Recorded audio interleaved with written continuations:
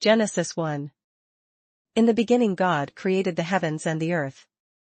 Now the earth was formless and empty, darkness was over the surface of the deep, and the Spirit of God was hovering over the waters. And God said, "Let there be light," and there was light. God saw that the light was good, and he separated the light from the darkness. God called the light day, and the darkness he called night. And there was evening, and there was morning the first day. And God said, "Let there be an expanse between the waters to separate water from water." So God made the expanse and separated the water under the expanse from the water above it. And it was so. God called the expanse sky. And there was evening, and there was morning the second day. And God said, "Let the water under the sky be gathered to one place, and let dry ground appear." And it was so. God called the dry ground land, and the gathered waters he called seas. And God saw that it was good. Then God said, "Let the land produce vegetation, seed-bearing plants and trees on the land that bear fruit with seed in it, according to their various kinds." And it was so. The land produced vegetation, plants bearing seed according to their kinds and trees bearing fruit with seed in it according to their kinds. And God saw that it was good. And there was evening, and there was morning the third day. And God said, "Let there be lights in the expanse of the sky to separate the day from the night, and let them serve as signs to mark seasons and days and years. And let them be lights in the expanse of the sky to give light on the earth." And it was so. God made two great lights, the greater light to govern the day and the lesser light to govern the night. He also made the stars. God set them in the expanse of the sky to give light on the earth, to govern the day and the night, and to separate light from darkness. And God saw that it was good. And there was evening, and there was morning the fourth day. And God said, "Let the water teem with living creatures, and let birds fly above the earth across the expanse of the sky." So God created the great creatures of the sea and every living and moving thing with which the water teems, according to their kinds, and every winged bird according to its kind. And God saw that it was good. God blessed them and said, "Be fruitful and increase in number and fill the water in the seas, and let the birds increase on the earth." And there was evening, and there was morning the fifth day. And God said, "Let the land produce living creatures according to their kinds, livestock, creatures that move along the ground, and wild animals, each according to its kind." And it was so. God made the wild animals according to their kinds, the livestock according to their kinds, and all the creatures that move along the ground according to their kinds. And God saw that it was good. Then God said, "Let us make man in our image, in our likeness, and let them rule over the fish of the sea and the birds of the air, over the livestock, over all the earth, and over all the creatures that move along the ground." So God created man in his own image. In the image of God he created him, male and female he created them. God blessed them and said to them, "Be fruitful and increase in number, fill the earth and subdue it. Rule over the fish of the sea and the birds of the air and over every living creature that moves on the ground." Then God said, "I give you every seed-bearing plant on the face of the whole earth and every tree that has fruit with seed in it. They will be yours for food. And to all the beasts of the earth and all the birds of the air and all the creatures that move on the ground, everything that has the breath of life in it, I give every green plant for food." And it was so. God saw all that he had made, and it was very good. And there was evening, and there was morning the sixth day. Genesis 2. Thus the heavens and the earth were completed in all their vast array. By the seventh day God had finished the work he had been doing, so on the seventh day he rested from all his work. And God blessed the seventh day and made it holy, because on it he rested from all the work of creating that he had done. This is the account of the heavens and the earth when they were created, when the Lord God made the earth and the heavens. And no shrub of the field had yet appeared on the earth, and no plant of the field had yet sprung up, for the Lord God had not sent rain on the earth, and there was no man to work the ground. But streams came up from the earth and watered the whole surface of the ground. The Lord God formed the man from the dust of the ground and breathed into his nostrils the breath of life, and the man became a living being. Now the Lord God had planted a garden in the east, in Eden, and there he put the man he had formed. And the Lord God made all kinds of trees grow out of the ground, trees that were pleasing to the eye and good for food. In the middle of the garden were the tree of life and the tree of the knowledge of good and evil. A river watering the garden flowed from Eden, from there it was separated into 4 headwaters. The name of the first is the Pishon, it winds through the entire land of Havilah, where there is gold. The gold of that land is good, aromatic resin and onyx are also there. The name of the second river is the Gihon, it winds through the entire land of Cush. The name of the third river is the Tigris, it runs along the east side of Ashur. And the fourth river is the Euphrates. The Lord God took the man and put him in the Garden of Eden to work it and take care of it. And the Lord God commanded the man, "You are free to eat from any tree in the garden. But you must not eat from the tree of the knowledge of good and evil, for when you eat of it you will surely die." The Lord God said, "It is not good for the man to be alone. I will make a helper suitable for him." Now the Lord God had formed out of the ground all the beasts of the field and all the birds of the air. He brought them to the man to see what he would name them, and whatever the man called each living creature, that was its name. So the man gave names to all the livestock, the birds of the air and all the beasts of the field. But for Adam no suitable helper was found. So the Lord God caused the man to fall into a deep sleep, and while he was sleeping, he took one of the man's ribs and closed up the place with flesh. Then the Lord God made a woman from the rib he had taken out of the man, and he brought her to the man. The man said, "This is now bone of my bones and flesh of my flesh, she shall be called woman, for she was taken out of man." For this reason a man will leave his father and mother and be united to his wife, and they will become one flesh. The man and his wife were both naked, and they felt no shame. Genesis 3.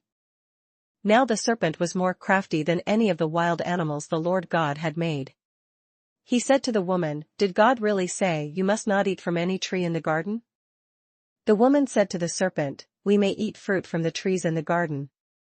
But God did say, 'You must not eat fruit from the tree that is in the middle of the garden, and you must not touch it, or you will die.'" "You will not surely die," the serpent said to the woman. "For God knows that when you eat of it your eyes will be opened, and you will be like God, knowing good and evil." When the woman saw that the fruit of the tree was good for food and pleasing to the eye, and also desirable for gaining wisdom, she took some and ate it.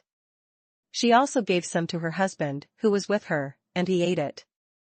Then the eyes of both of them were opened, and they realized that they were naked, so they sewed fig leaves together and made coverings for themselves. Then the man and his wife heard the sound of the Lord God as he was walking in the garden in the cool of the day, and they hid from the Lord God among the trees of the garden. But the Lord God called to the man, "Where are you?" He answered, "I heard you in the garden, and I was afraid because I was naked, so I hid." And he said, "Who told you that you were naked? Have you eaten from the tree from which I commanded you not to eat?" The man said, "The woman you put here with me, she gave me some fruit from the tree, and I ate it." Then the Lord God said to the woman, "What is this you have done?" The woman said, "The serpent deceived me, and I ate." So the Lord God said to the serpent, "Because you have done this, cursed are you above all the livestock and all the wild animals. You will crawl on your belly and you will eat dust all the days of your life. And I will put enmity between you and the woman, and between your offspring and hers, he will crush your head, and you will strike his heel." To the woman he said, "I will greatly increase your pains in childbearing, with pain you will give birth to children. Your desire will be for your husband, and he will rule over you." To Adam he said, "Because you listened to your wife and ate from the tree about which I commanded you, you must not eat of it, cursed is the ground because of you, through painful toil you will eat of it all the days of your life. It will produce thorns and thistles for you, and you will eat the plants of the field. By the sweat of your brow you will eat your food until you return to the ground, since from it you were taken, for dust you are and to dust you will return." Adam named his wife Eve, because she would become the mother of all the living. The Lord God made garments of skin for Adam and his wife and clothed them. And the Lord God said, "The man has now become like one of us, knowing good and evil. He must not be allowed to reach out his hand and take also from the tree of life and eat, and live forever." So the Lord God banished him from the Garden of Eden to work the ground from which he had been taken. After he drove the man out, he placed on the east side of the Garden of Eden cherubim and a flaming sword flashing back and forth to guard the way to the tree of life. Genesis 4. Adam lay with his wife Eve, and she became pregnant and gave birth to Cain. She said, "With the help of the Lord I have brought forth a man." Later she gave birth to his brother Abel. Now Abel kept flocks, and Cain worked the soil. In the course of time Cain brought some of the fruits of the soil as an offering to the Lord. But Abel brought fat portions from some of the firstborn of his flock. The Lord looked with favor on Abel and his offering. But on Cain and his offering he did not look with favor. So Cain was very angry, and his face was downcast. Then the Lord said to Cain, "Why are you angry? Why is your face downcast? If you do what is right, will you not be accepted? But if you do not do what is right, sin is crouching at your door, it desires to have you, but you must master it." Now Cain said to his brother Abel, "Let's go out to the field." And while they were in the field, Cain attacked his brother Abel and killed him. Then the Lord said to Cain, "Where is your brother Abel?" "I don't know," he replied. "Am I my brother's keeper?" The Lord said, "What have you done? Listen. Your brother's blood cries out to me from the ground. Now you are under a curse and driven from the ground, which opened its mouth to receive your brother's blood from your hand. When you work the ground, it will no longer yield its crops for you. You will be a restless wanderer on the earth." Cain said to the Lord, "My punishment is more than I can bear. Today you are driving me from the land, and I will be hidden from your presence. I will be a restless wanderer on the earth, and whoever finds me will kill me." But the Lord said to him, "Not so. If anyone kills Cain, he will suffer vengeance 7 times over." Then the Lord put a mark on Cain so that no one who found him would kill him. So Cain went out from the Lord's presence and lived in the land of Nod, east of Eden. Cain lay with his wife, and she became pregnant and gave birth to Enoch. Cain was then building a city, and he named it after his son Enoch. To Enoch was born Irad, and Irad was the father of Mehujael, and Mehujael was the father of Methushel, and Methushel was the father of Lamech.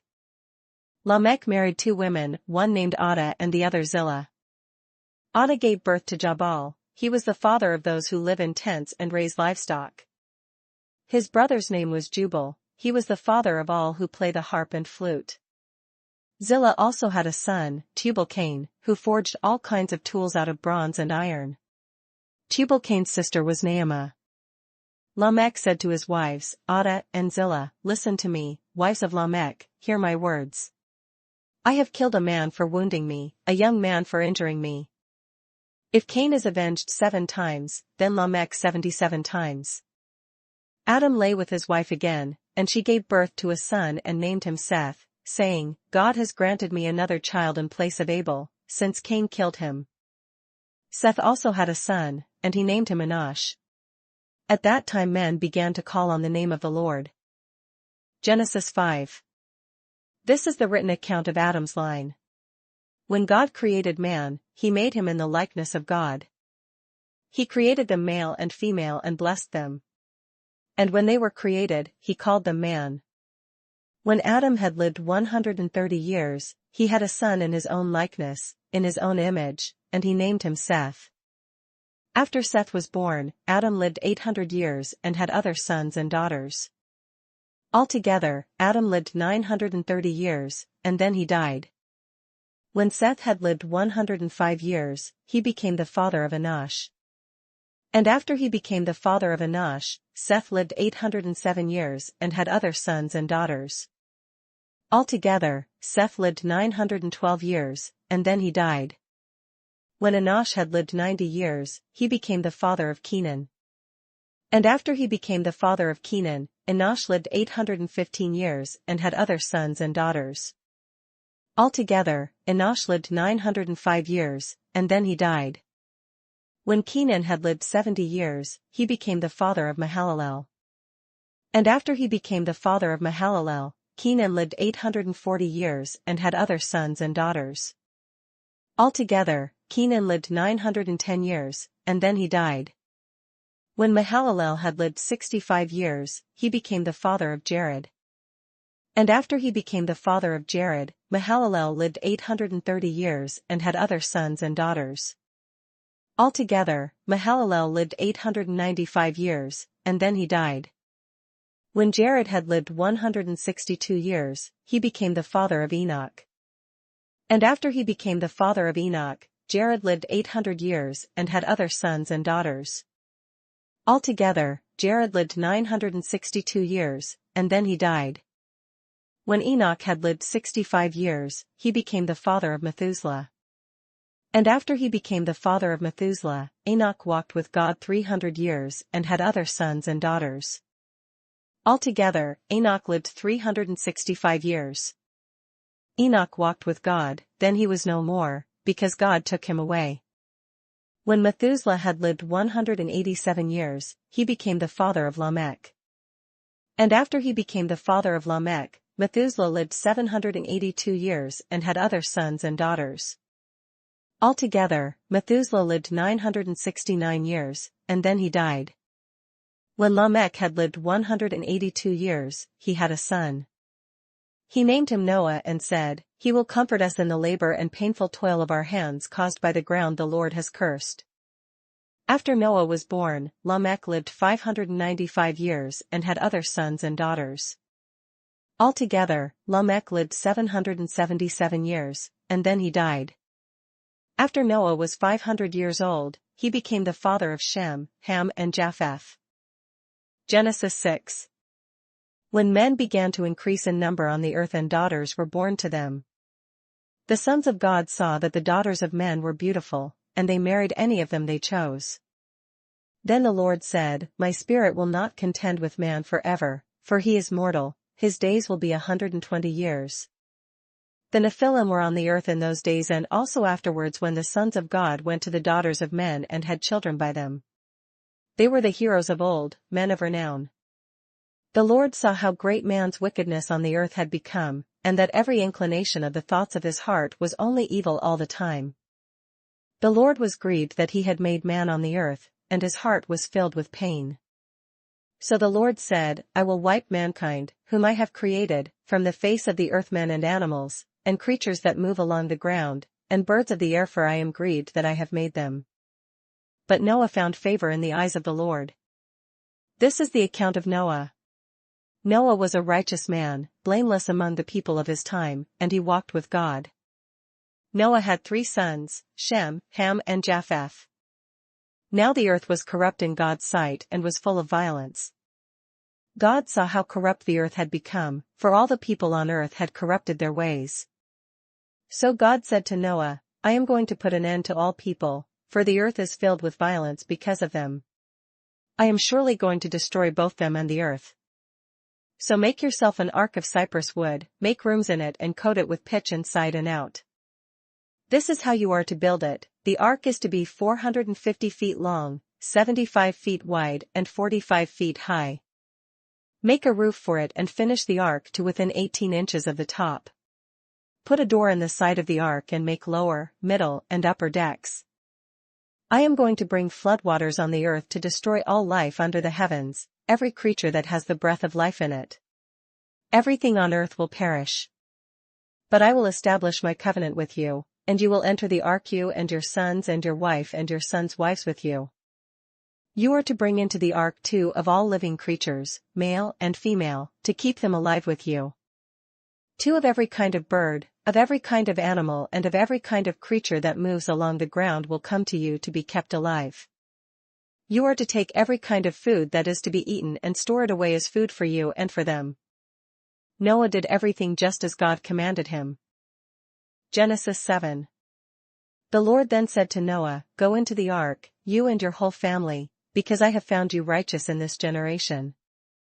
Take with you 7 of every kind of clean animal, a male and its mate, and 2 of every kind of unclean animal, a male and its mate.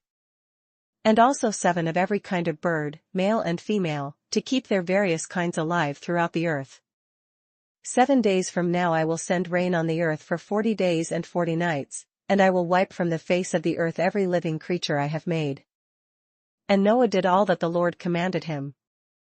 Noah was 600 years old when the floodwaters came on the earth.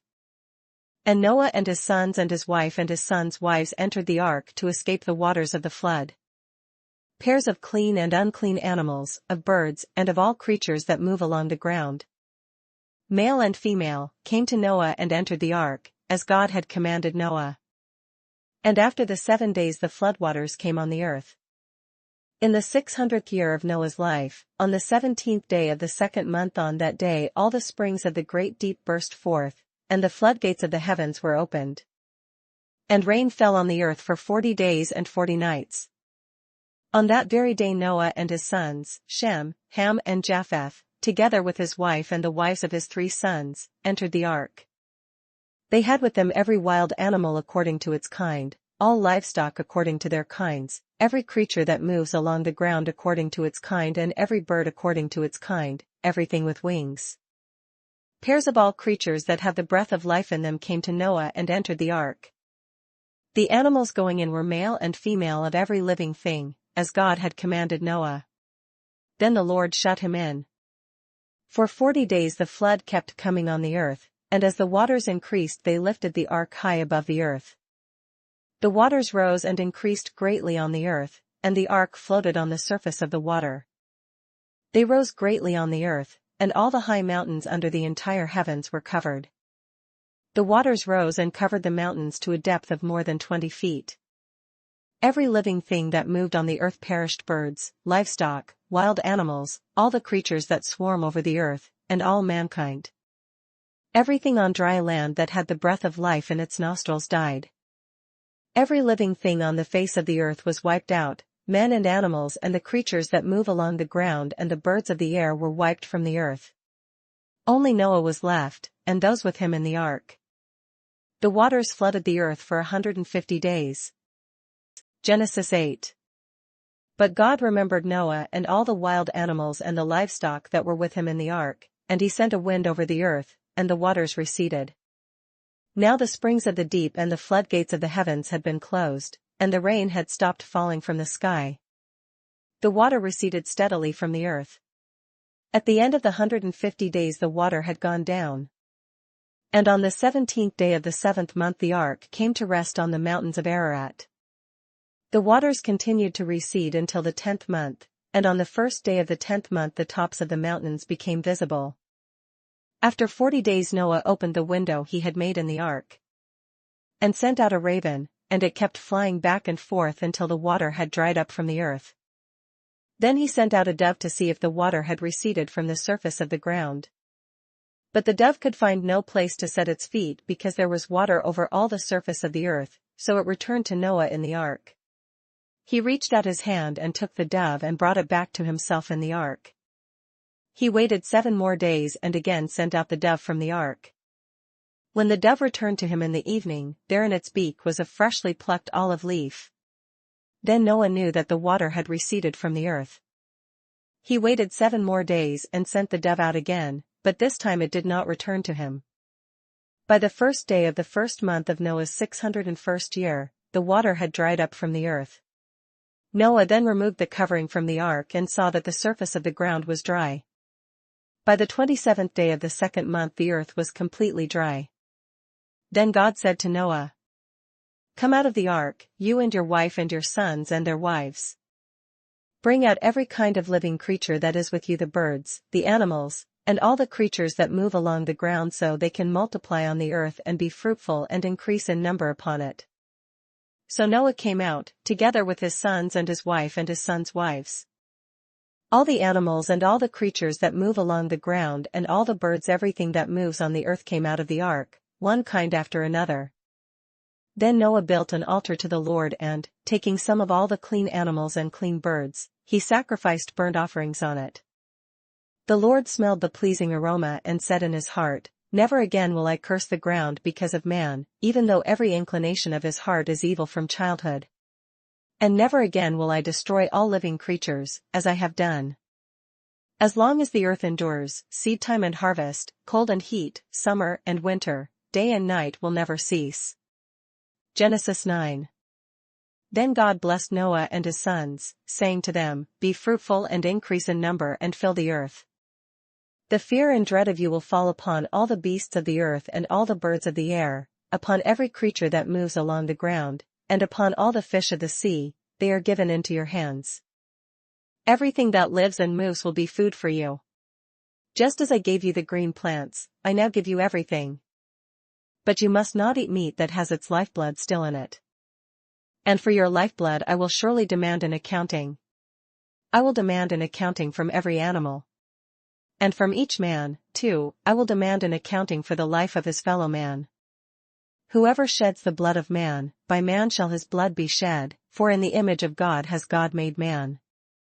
As for you, be fruitful and increase in number, multiply on the earth and increase upon it. Then God said to Noah and to his sons with him, I now establish my covenant with you and with your descendants after you. And with every living creature that was with you, the birds, the livestock and all the wild animals, all those that came out of the ark with you, every living creature on earth. I establish my covenant with you, never again will all life be cut off by the waters of a flood, never again will there be a flood to destroy the earth. And God said, This is the sign of the covenant I am making between me and you and every living creature with you, a covenant for all generations to come. I have set my rainbow in the clouds, and it will be the sign of the covenant between me and the earth. Whenever I bring clouds over the earth and the rainbow appears in the clouds, I will remember my covenant between me and you and all living creatures of every kind. Never again will the waters become a flood to destroy all life.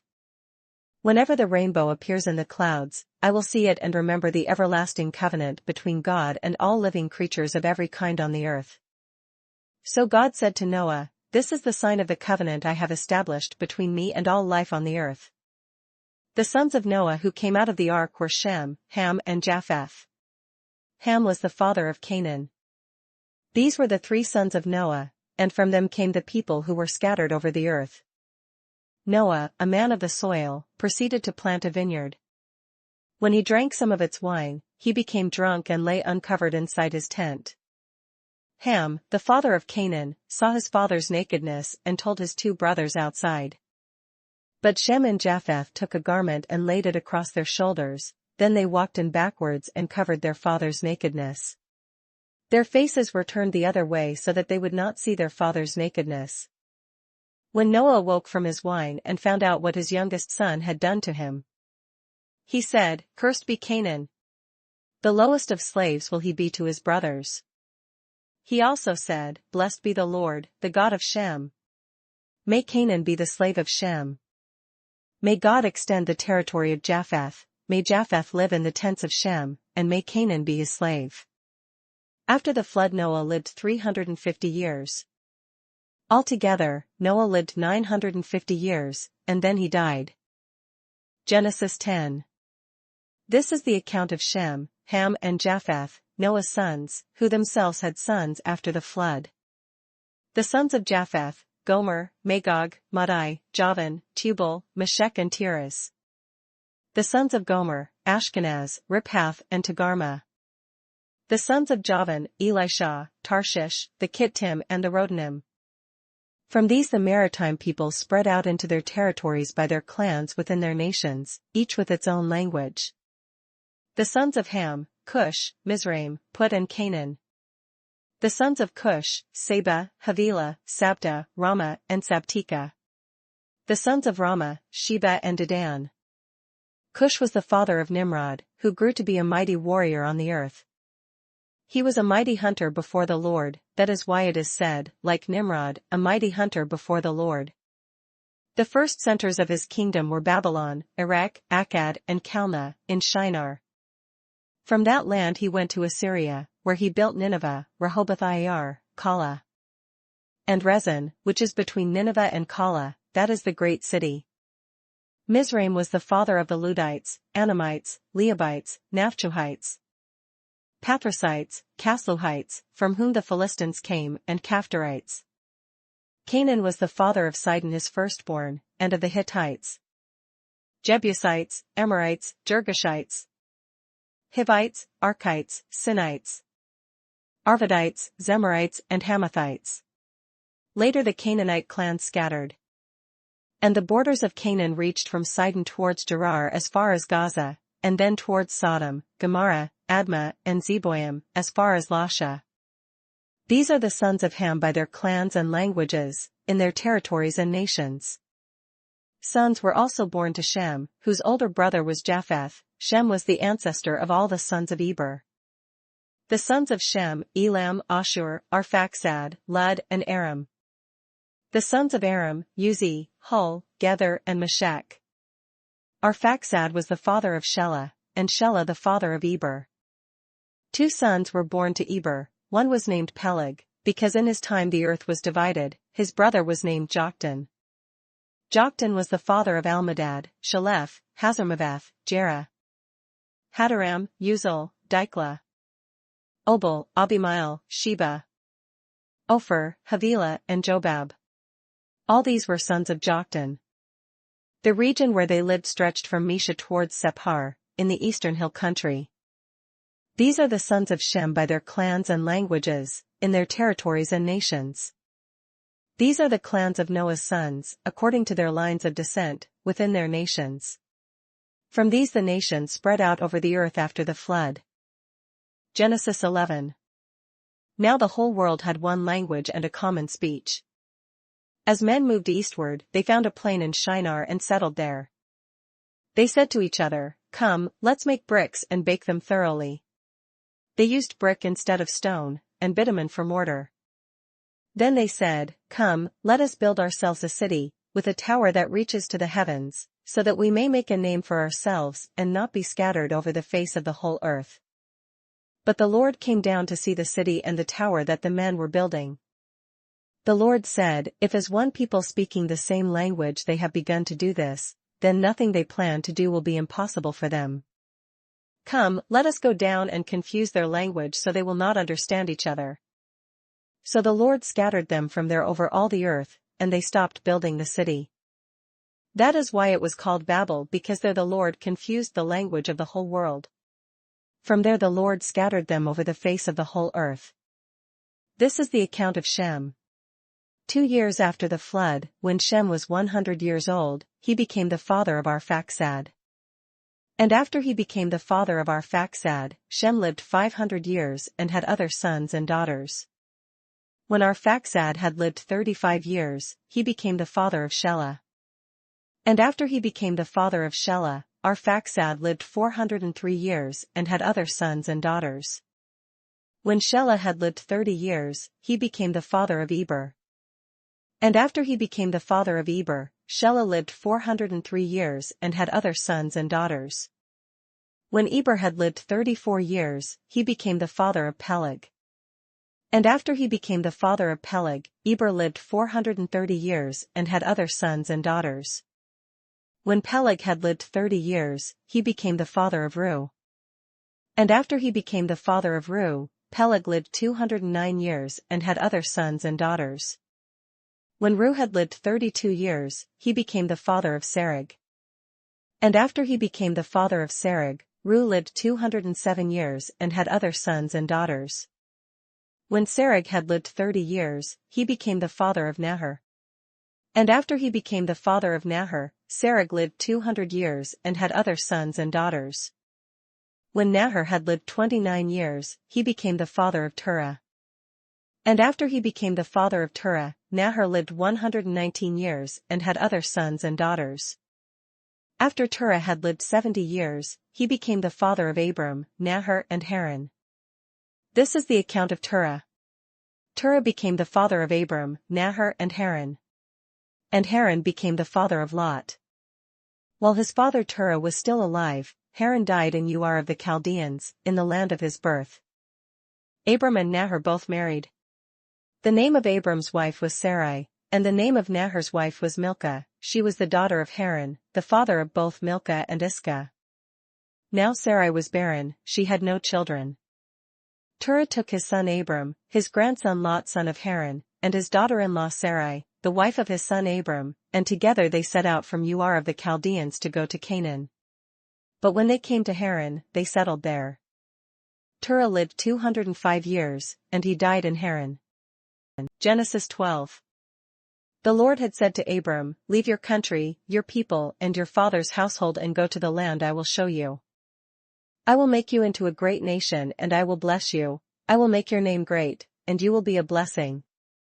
I will bless those who bless you, and whoever curses you I will curse, and all peoples on earth will be blessed through you. So Abram left, as the Lord had told him, and Lot went with him. Abram was 75 years old when he set out from Haran. He took his wife Sarai, his nephew Lot, all the possessions they had accumulated and the people they had acquired in Haran, and they set out for the land of Canaan, and they arrived there. Abram traveled through the land as far as the site of the great tree of Moreh at Shechem. At that time the Canaanites were in the land. The Lord appeared to Abram and said, "To your offspring I will give this land." So he built an altar there to the Lord, who had appeared to him. From there he went on towards the hills east of Bethel and pitched his tent, with Bethel on the west and Ai on the east. There he built an altar to the Lord and called on the name of the Lord. Then Abram set out and continued towards the Negev. Now there was a famine in the land, and Abram went down to Egypt to live there for a while because the famine was severe. As he was about to enter Egypt, he said to his wife Sarai, "I know what a beautiful woman you are. When the Egyptians see you, they will say, 'This is his wife.' Then they will kill me but will let you live. Say you are my sister, so that I will be treated well for your sake and my life will be spared because of you." When Abram came to Egypt, the Egyptians saw that she was a very beautiful woman. And when Pharaoh's officials saw her, they praised her to Pharaoh, and she was taken into his palace. He treated Abram well for her sake, and Abram acquired sheep and cattle, male and female donkeys, menservants and maidservants, and camels. But the Lord inflicted serious diseases on Pharaoh and his household because of Abram's wife Sarai. So Pharaoh summoned Abram. "What have you done to me?" he said. "Why didn't you tell me she was your wife? Why did you say, 'She is my sister,' so that I took her to be my wife? Now then, here is your wife. Take her and go." Then Pharaoh gave orders about Abram to his men, and they sent him on his way, with his wife and everything he had. Genesis 13. So Abram went up from Egypt to the Negev, with his wife and everything he had, and Lot went with him. Abram had become very wealthy in livestock and in silver and gold. From the Negev he went from place to place until he came to Bethel, to the place between Bethel and Ai where his tent had been earlier, and where he had first built an altar. There Abram called on the name of the Lord. Now Lot, who was moving about with Abram, also had flocks and herds and tents. But the land could not support them while they stayed together, for their possessions were so great that they were not able to stay together.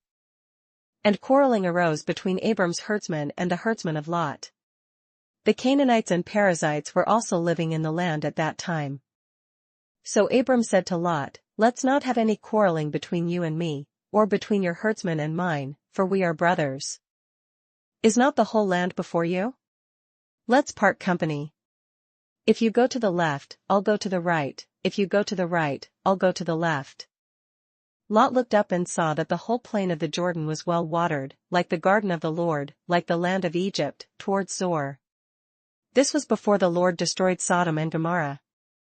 So Lot chose for himself the whole plain of the Jordan and set out towards the east.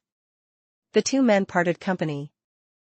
Abram lived in the land of Canaan, while Lot lived among the cities of the plain and pitched his tents near Sodom. Now the men of Sodom were wicked and were sinning greatly against the Lord. The Lord said to Abram after Lot had parted from him, "Lift up your eyes from where you are and look north and south, east and west. All the land that you see I will give to you and your offspring forever. I will make your offspring like the dust of the earth, so that if anyone could count the dust, then your offspring could be counted. Go, walk through the length and breadth of the land, for I am giving it to you." So Abram moved his tents and went to live near the great trees of Mamre at Hebron, where he built an altar to the Lord. Genesis 14. At this time Amraphel king of Shinar, Arioch king of Elasa, Chedorlaomer king of Elam and Tidal king of Goyim went to war against Bera king of Sodom, Bershah king of Gomorrah, Shurnab king of Admah, Shemeber king of Zeboim, and the king of Bela, that is, Zor. All these latter kings joined forces in the valley of Siddim, the Salt Sea. For 12 years they had been subject to Chedorlaomer, but in the 13th year they rebelled.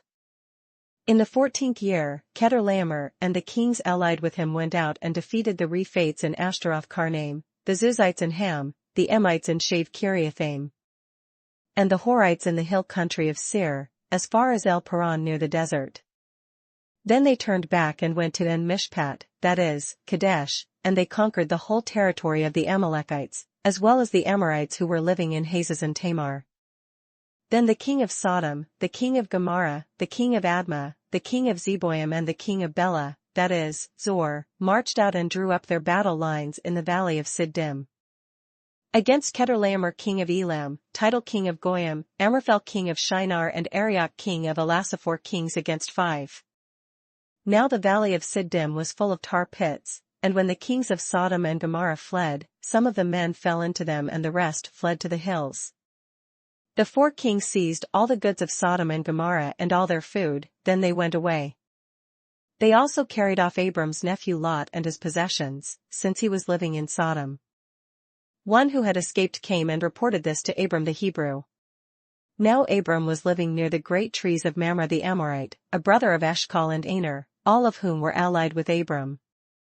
When Abram heard that his relative had been taken captive, he called out the 318 trained men born in his household and went in pursuit as far as Dan. During the night Abram divided his men to attack them and he routed them, pursuing them as far as Hobah, north of Damascus. He recovered all the goods and brought back his relative Lot and his possessions, together with the women and the other people. After Abram returned from defeating Chedorlaomer and the kings allied with him, the king of Sodom came out to meet him in the valley of Shave, that is, the king's valley. Then Melchizedek king of Salem brought out bread and wine. He was priest of God Most High. And he blessed Abram, saying, Blessed be Abram by God Most High, creator of heaven and earth. And blessed be God Most High, who delivered your enemies into your hand. Then Abram gave him 1/10 of everything. The king of Sodom said to Abram, Give me the people and keep the goods for yourself. But Abram said to the king of Sodom, I have raised my hand to the Lord, God Most High, creator of heaven and earth, and have taken an oath, that I will accept nothing belonging to you, not even a thread or the thong of a sandal, so that you will never be able to say, I made Abram rich. I will accept nothing but what my men have eaten and the share that belongs to the men who went with me to Aner, Eshcol and Mamre. Let them have their share. Genesis 15. After this, the word of the Lord came to Abram in a vision, Do not be afraid, Abram. I am your shield, your very great reward.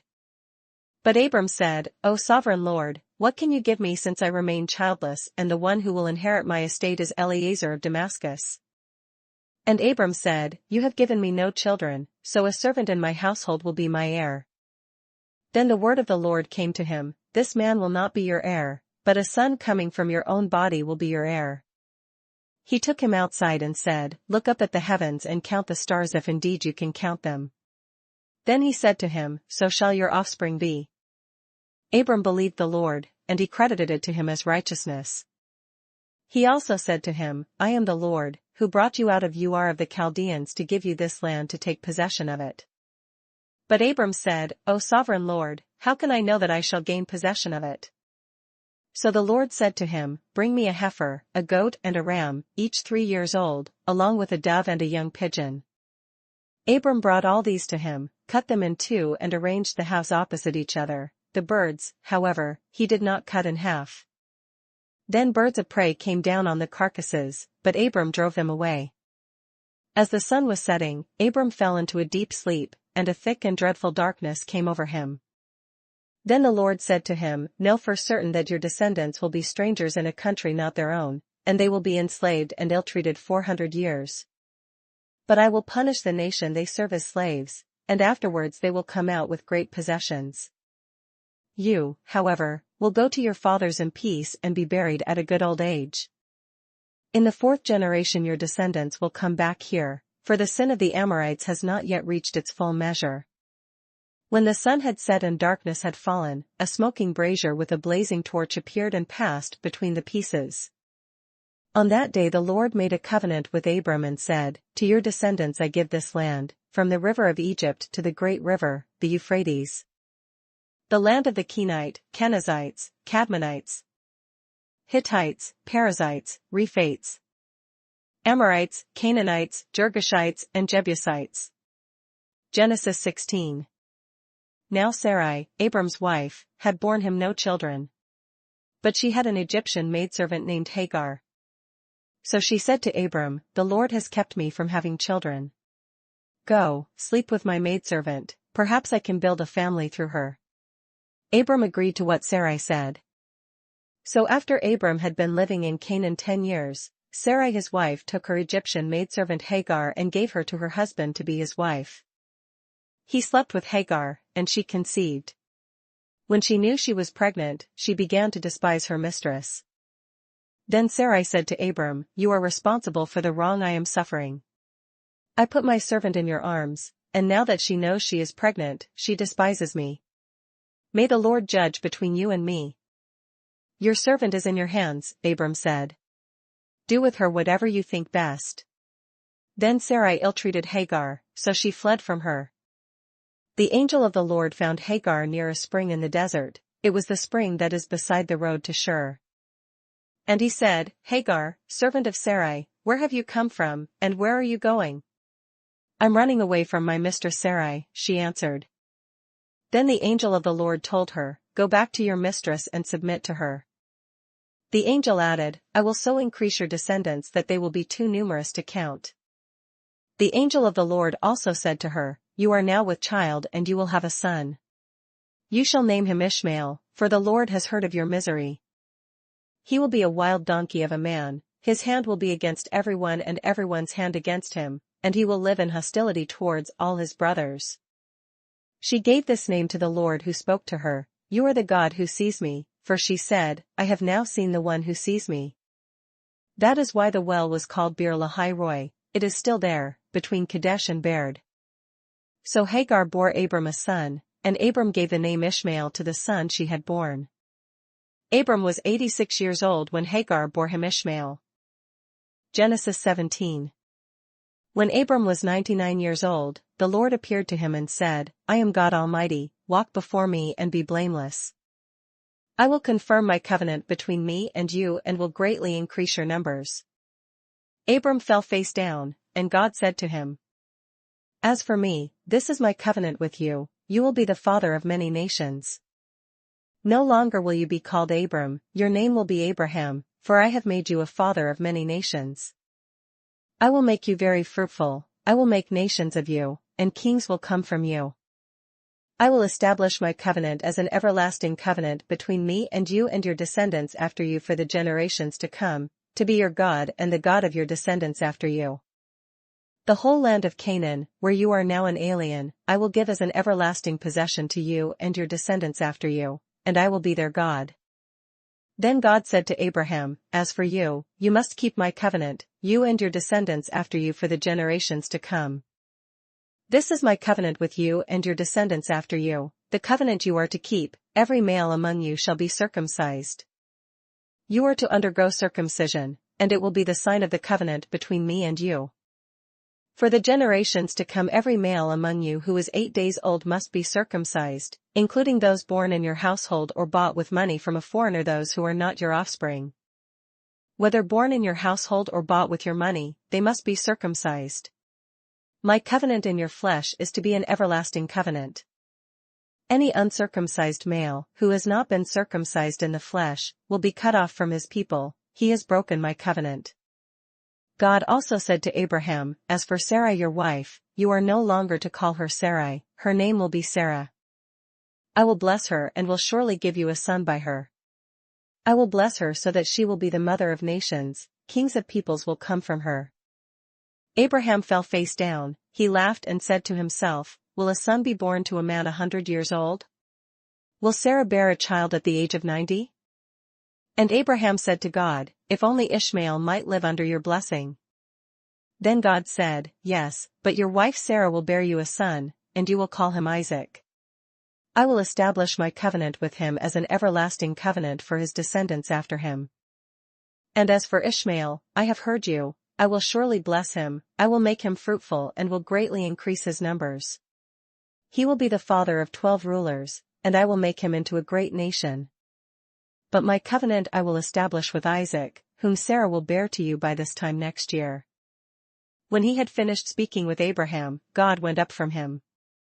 On that very day Abraham took his son Ishmael and all those born in his household or bought with his money, every male in his household, and circumcised them, as God told him. Abraham was 99 years old when he was circumcised. And his son Ishmael was 13. Abraham and his son Ishmael were both circumcised on that same day.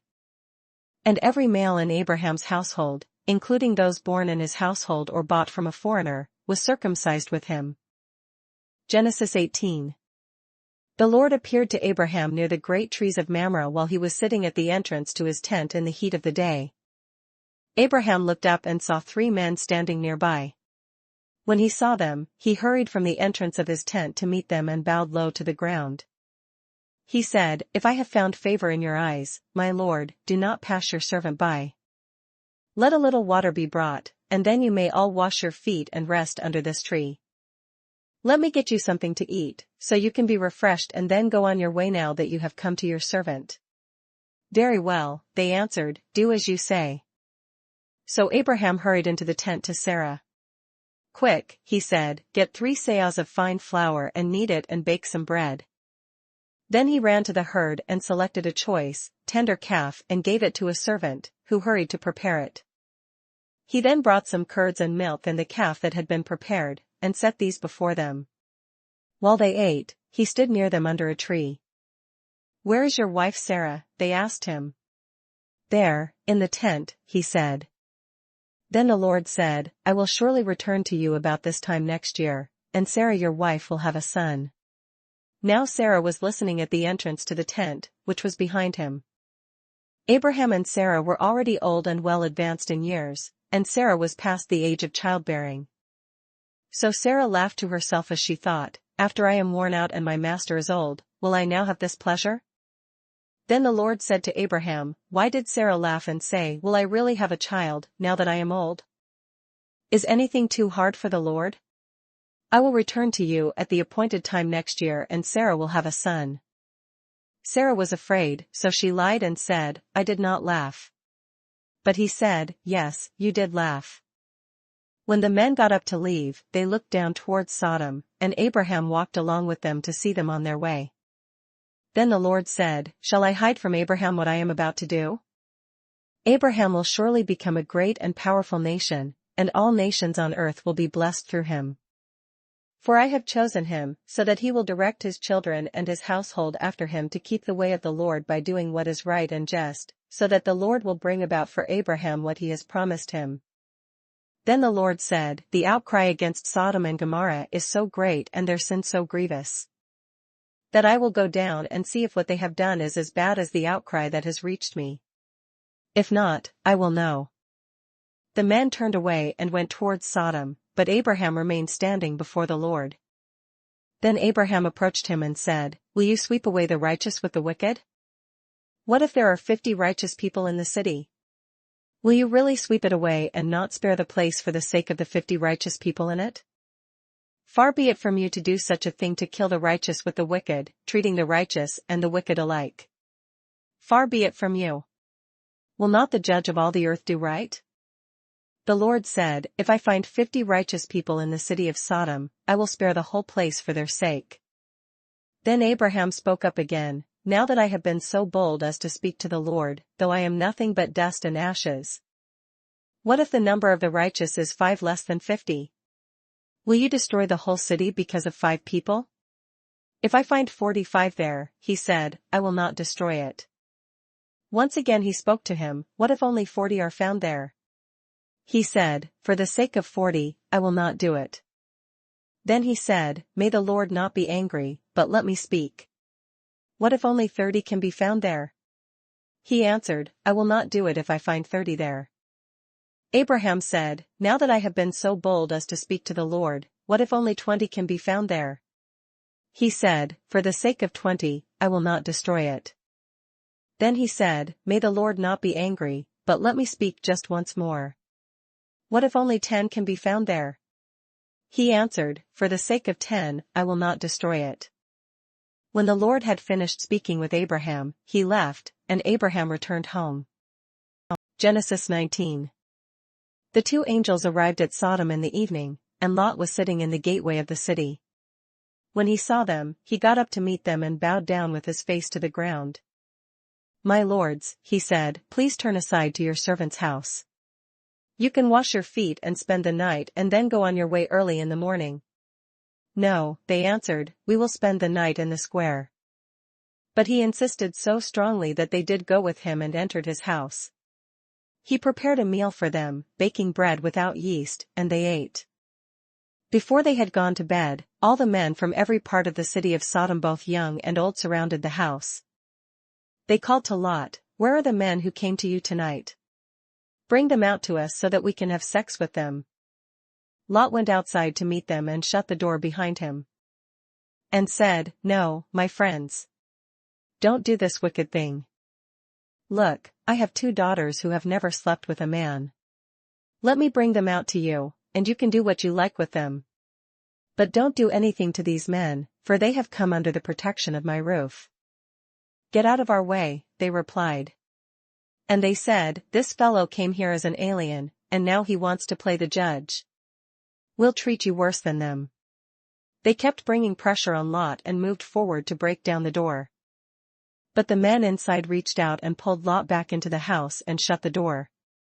Then they struck the men who were at the door of the house, young and old, with blindness so that they could not find the door. The 2 men said to Lot, "Do you have anyone else here, sons-in-law, sons or daughters, or anyone else in the city who belongs to you? Get them out of here. Because we are going to destroy this place. The outcry to the Lord against its people is so great that he has sent us to destroy it." So Lot went out and spoke to his sons-in-law, who were pledged to marry his daughters. He said, "Hurry and get out of this place, because the Lord is about to destroy the city." But his sons-in-law thought he was joking. With the coming of dawn, the angels urged Lot, saying, "Hurry. Take your wife and your 2 daughters who are here, or you will be swept away when the city is punished." When he hesitated, the men grasped his hand and the hands of his wife and of his 2 daughters and led them safely out of the city, for the Lord was merciful to them. As soon as they had brought them out, one of them said, "Flee for your lives. Don't look back, and don't stop anywhere in the plain. Flee to the mountains or you will be swept away." But Lot said to them, "No, my lords, please. Your servant has found favor in your eyes, and you have shown great kindness to me in sparing my life. But I can't flee to the mountains, this disaster will overtake me, and I'll die.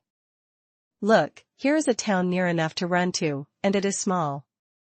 Let me flee to it, it is very small, isn't it? Then my life will be spared." He said to him, "Very well, I will grant this request too, I will not overthrow the town you speak of. But flee there quickly, because I cannot do anything until you reach it." That is why the town was called Zor. By the time Lot reached Zor, the sun had risen over the land. Then the Lord rained down burning sulfur on Sodom and Gomorrah from the Lord out of the heavens. Thus he overthrew those cities and the entire plain, including all those living in the cities and also the vegetation in the land. But Lot's wife looked back, and she became a pillar of salt. Early the next morning Abraham got up and returned to the place where he had stood before the Lord. He looked down towards Sodom and Gomorrah, towards all the land of the plain, and he saw dense smoke rising from the land, like smoke from a furnace. So when God destroyed the cities of the plain, he remembered Abraham, and he brought Lot out of the catastrophe that overthrew the cities where Lot had lived. Lot and his 2 daughters left Zor and settled in the mountains, for he was afraid to stay in Zor. He and his 2 daughters lived in a cave. One day the older daughter said to the younger, "Our father is old, and there is no man around here to lie with us, as is the custom all over the earth. Let's get our father to drink wine and then lie with him and preserve our family line through our father." That night they got their father to drink wine, and the older daughter went in and lay with him. He was not aware of it when she lay down or when she got up. The next day the older daughter said to the younger, "Last night I lay with my father. Let's get him to drink wine again tonight, and you go in and lie with him so we can preserve our family line through our father." So they got their father to drink wine that night also, and the younger daughter went and lay with him. Again he was not aware of it when she lay down or when she got up. So both of Lot's daughters became pregnant by their father. The older daughter had a son, and she named him Moab. He is the father of the Moabites of today. The younger daughter also had a son, and she named him Ben-Ammi. He is the father of the Ammonites of today. Genesis 20. Now Abraham moved on from there into the region of the Negev and lived between Kadesh and Shur. For a while he stayed in Gerar. And there Abraham said of his wife Sarah, "She is my sister." Then Abimelech king of Gerar sent for Sarah and took her.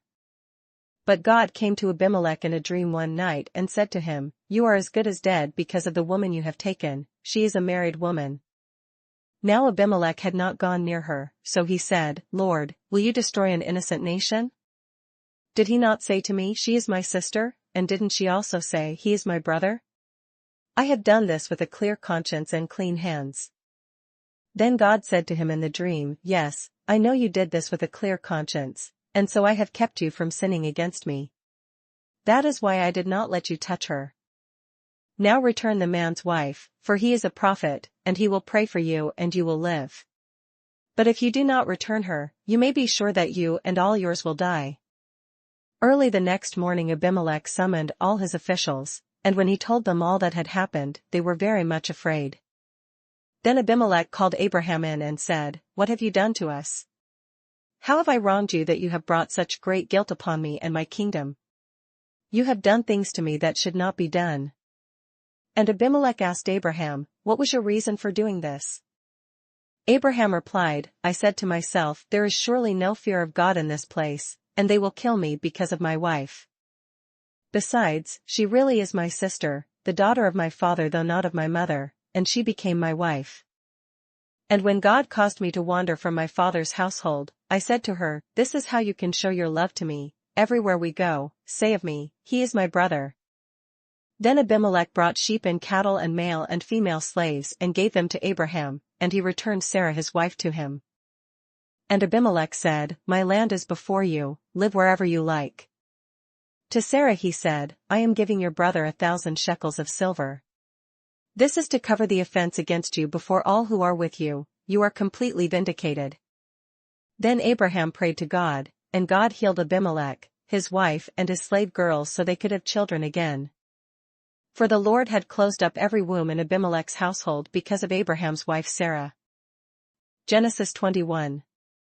Now the Lord was gracious to Sarah as he had said, and the Lord did for Sarah what he had promised.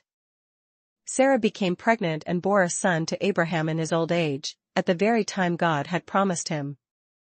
Abraham gave the name Isaac to the son Sarah bore him. When his son Isaac was 8 days old, Abraham circumcised him, as God commanded him. Abraham was 100 years old when his son Isaac was born to him. Sarah said, "God has brought me laughter, and everyone who hears about this will laugh with me." And she added, "Who would have said to Abraham that Sarah would nurse children? Yet I have borne him a son in his old age." The child grew and was weaned, and on the day Isaac was weaned Abraham held a great feast. But Sarah saw that the son whom Hagar the Egyptian had borne to Abraham was mocking. And she said to Abraham, "Get rid of that slave woman and her son, for that slave woman's son will never share in the inheritance with my son Isaac." The matter distressed Abraham greatly because it concerned his son. But God said to him, "Do not be so distressed about the boy and your maidservant. Listen to whatever Sarah tells you, because it is through Isaac that your offspring will be reckoned. I will make the son of the maidservant into a nation also, because he is your offspring." Early the next morning Abraham took some food and a skin of water and gave them to Hagar. He set them on her shoulders and then sent her off with the boy. She went on her way and wandered in the desert of Beersheba. When the water in the skin was gone, she put the boy under one of the bushes. Then she went off and sat down nearby, about a bowshot away, for she thought, "I cannot watch the boy die." And as she sat there nearby, she began to sob. God heard the boy crying, and the angel of God called to Hagar from heaven and said to her, "What is the matter, Hagar? Do not be afraid, God has heard the boy crying as he lies there. Lift the boy up and take him by the hand, for I will make him into a great nation. Then God opened her eyes and she saw a well of water. So she went and filled the skin with water and gave the boy a drink. God was with the boy as he grew up. He lived in the desert and became an archer. While he was living in the desert of Paran, his mother got a wife for him from Egypt. At that time Abimelech and Phicol the commander of his forces said to Abraham, God is with you in everything you do.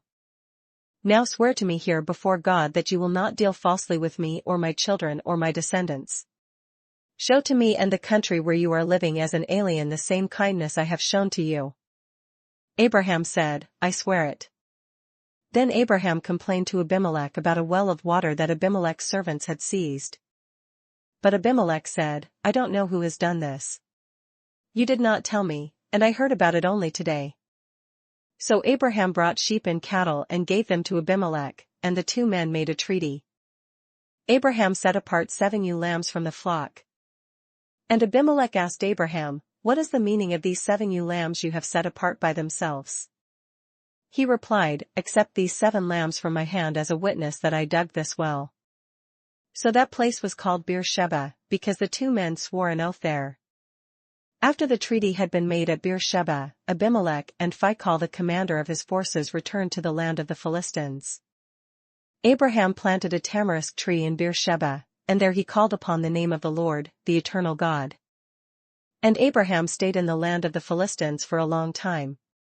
Genesis 22. Some time later God tested Abraham. He said to him, Abraham. Here I am, he replied. Then God said, Take your son, your only son, Isaac, whom you love, and go to the region of Moriah. Sacrifice him there as a burnt offering on one of the mountains I will tell you about. Early the next morning Abraham got up and saddled his donkey. He took with him 2 of his servants and his son Isaac. When he had cut enough wood for the burnt offering, he set out for the place God had told him about. On the 3rd day Abraham looked up and saw the place in the distance. He said to his servants, Stay here with the donkey while I and the boy go over there. We will worship and then we will come back to you. Abraham took the wood for the burnt offering and placed it on his son Isaac, and he himself carried the fire and the knife. As the 2 of them went on together, Isaac spoke up and said to his father Abraham, Father? Yes, my son? Abraham replied. The fire and wood are here, Isaac said, but where is the lamb for the burnt offering? Abraham answered, God himself will provide the lamb for the burnt offering, my son. And the 2 of them went on together. When they reached the place God had told him about, Abraham built an altar there and arranged the wood on it. He bound his son Isaac and laid him on the altar, on top of the wood. Then he reached out his hand and took the knife to slay his son. But the angel of the Lord called out to him from heaven, Abraham. Abraham. Here I am, he replied. Do not lay a hand on the boy, he said. Do not do anything to him. Now I know that you fear God, because you have not withheld from me your son, your only son. Abraham looked up and there in a thicket he saw a ram caught by its horns. He went over and took the ram and sacrificed it as a burnt offering instead of his son. So Abraham called that place the Lord will provide. And to this day it is said, On the mountain of the Lord it will be provided. The angel of the Lord called to Abraham from heaven a second time. And said, I swear by myself, declares the Lord, that because you have done this and have not withheld your son, your only son, I will surely bless you and make your descendants as numerous as the stars in the sky and as the sand on the seashore. Your descendants will take possession of the cities of their enemies. And through your offspring all nations on earth will be blessed, because you have obeyed me. Then Abraham returned to his servants, and they set off together for Beersheba. And Abraham stayed in Beersheba. Some time later Abraham was told, Milcah is also a mother, she has borne sons to your brother Nahor. Uzi the firstborn, Buz his brother, Kemuel, the father of Aram, Kest, Hazo, Pildash, Jidlaph and Bethuel. Bethuel became the father of Rebekah. Milcah bore these 8 sons to Abraham's brother Nahor. His concubine, whose name was Reumah, also had sons, Tebah, Gaham, Tahash and Maacah. Genesis 23. Sarah lived to be 127 years old. She died at Kiriath Arba, that is, Hebron, in the land of Canaan, and Abraham went to mourn for Sarah and to weep over her. Then Abraham rose from beside his dead wife and spoke to the Hittites. He said, I am an alien and a stranger among you. Sell me some property for a burial site here so that I can bury my dead. The Hittites replied to Abraham, Sir, listen to us. You are a mighty prince among us. Bury your dead in the choicest of our tombs. None of us will refuse you his tomb for burying your dead. Then Abraham rose and bowed down before the people of the land, the Hittites. He said to them, If you are willing to let me bury my dead, then listen to me and intercede with Ephron son of Zohar on my behalf, so that he will sell me the cave of Machpelah, which belongs to him and is at the end of his field. Ask him to sell it to me for the full price as a burial site among you. Ephron the Hittite was sitting among his people, and he replied to Abraham in the hearing of all the Hittites who had come to the gate of his city. No, my lord, he said. Listen to me, I give you the field, and I give you the cave that is in it. I give it to you in the presence of my people. Bury your dead. Again Abraham bowed down before the people of the land. And he said to Ephron in their hearing, Listen to me, if you will. I will pay the price of the field. Accept it from me so that I can bury my dead there. Ephron answered Abraham. Listen to me, my lord, the land is worth 400 shekels of silver, but what is that between me and you? Bury your dead. Abraham agreed to Ephron's terms and weighed out for him the price he had named in the hearing of the Hittites, 400 shekels of silver, according to the weight current among the merchants. So Ephron's field in Machpelah near Mamre, both the field and the cave in it, and all the trees within the borders of the field was legally made over to Abraham as his property in the presence of all the Hittites who had come to the gate of the city. Afterwards Abraham buried his wife Sarah in the cave in the field of Machpelah near Mamre, which is at Hebron, in the land of Canaan. So the field and the cave in it were legally made over to Abraham by the Hittites as a burial site. Genesis 24. Abraham was now old and well advanced in years, and the Lord had blessed him in every way. He said to the chief servant in his household, the one in charge of all that he had, Put your hand under my thigh. I want you to swear by the Lord, the God of heaven and the God of earth, that you will not get a wife for my son from the daughters of the Canaanites, among whom I am living, but will go to my country and my own relatives and get a wife for my son Isaac. The servant asked him, What if the woman is unwilling to come back with me to this land? Shall I then take your son back to the country you came from? Make sure that you do not take my son back there, Abraham said. The Lord, the God of heaven, who brought me out of my father's household and my native land and who spoke to me and promised me on oath, saying, To your offspring I will give this land, he will send his angel before you so that you can get a wife for my son from there. If the woman is unwilling to come back with you, then you will be released from this oath of mine. Only do not take my son back there. So the servant put his hand under the thigh of his master Abraham and swore an oath to him concerning this matter. Then the servant took 10 of his master's camels and left, taking with him all kinds of good things from his master. He set out for Aram Naharaim and made his way to the town of Nahar. He made the camels kneel down near the well outside the town. It was towards evening, the time the women go out to draw water. Then he prayed, O Lord, God of my master Abraham, give me success today, and show kindness to my master Abraham. See, I am standing beside this spring, and the daughters of the townspeople are coming out to draw water. May it be that when I say to a girl, Please let down your jar that I may have a drink, and she says, Drink, and I'll water your camels too, let her be the one you have chosen for your servant Isaac. By this I will know that you have shown kindness to my master. Before he had finished praying, Rebekah came out with her jar on her shoulder. She was the daughter of Bethuel son of Milcah, who was the wife of Abraham's brother Nahor. The girl was very beautiful, a virgin, no man had ever lain with her. She went down to the spring, filled her jar and came up again. The servant hurried to meet her and said, Please give me a little water from your jar. Drink, my lord, she said, and quickly lowered the jar to her hands and gave him a drink.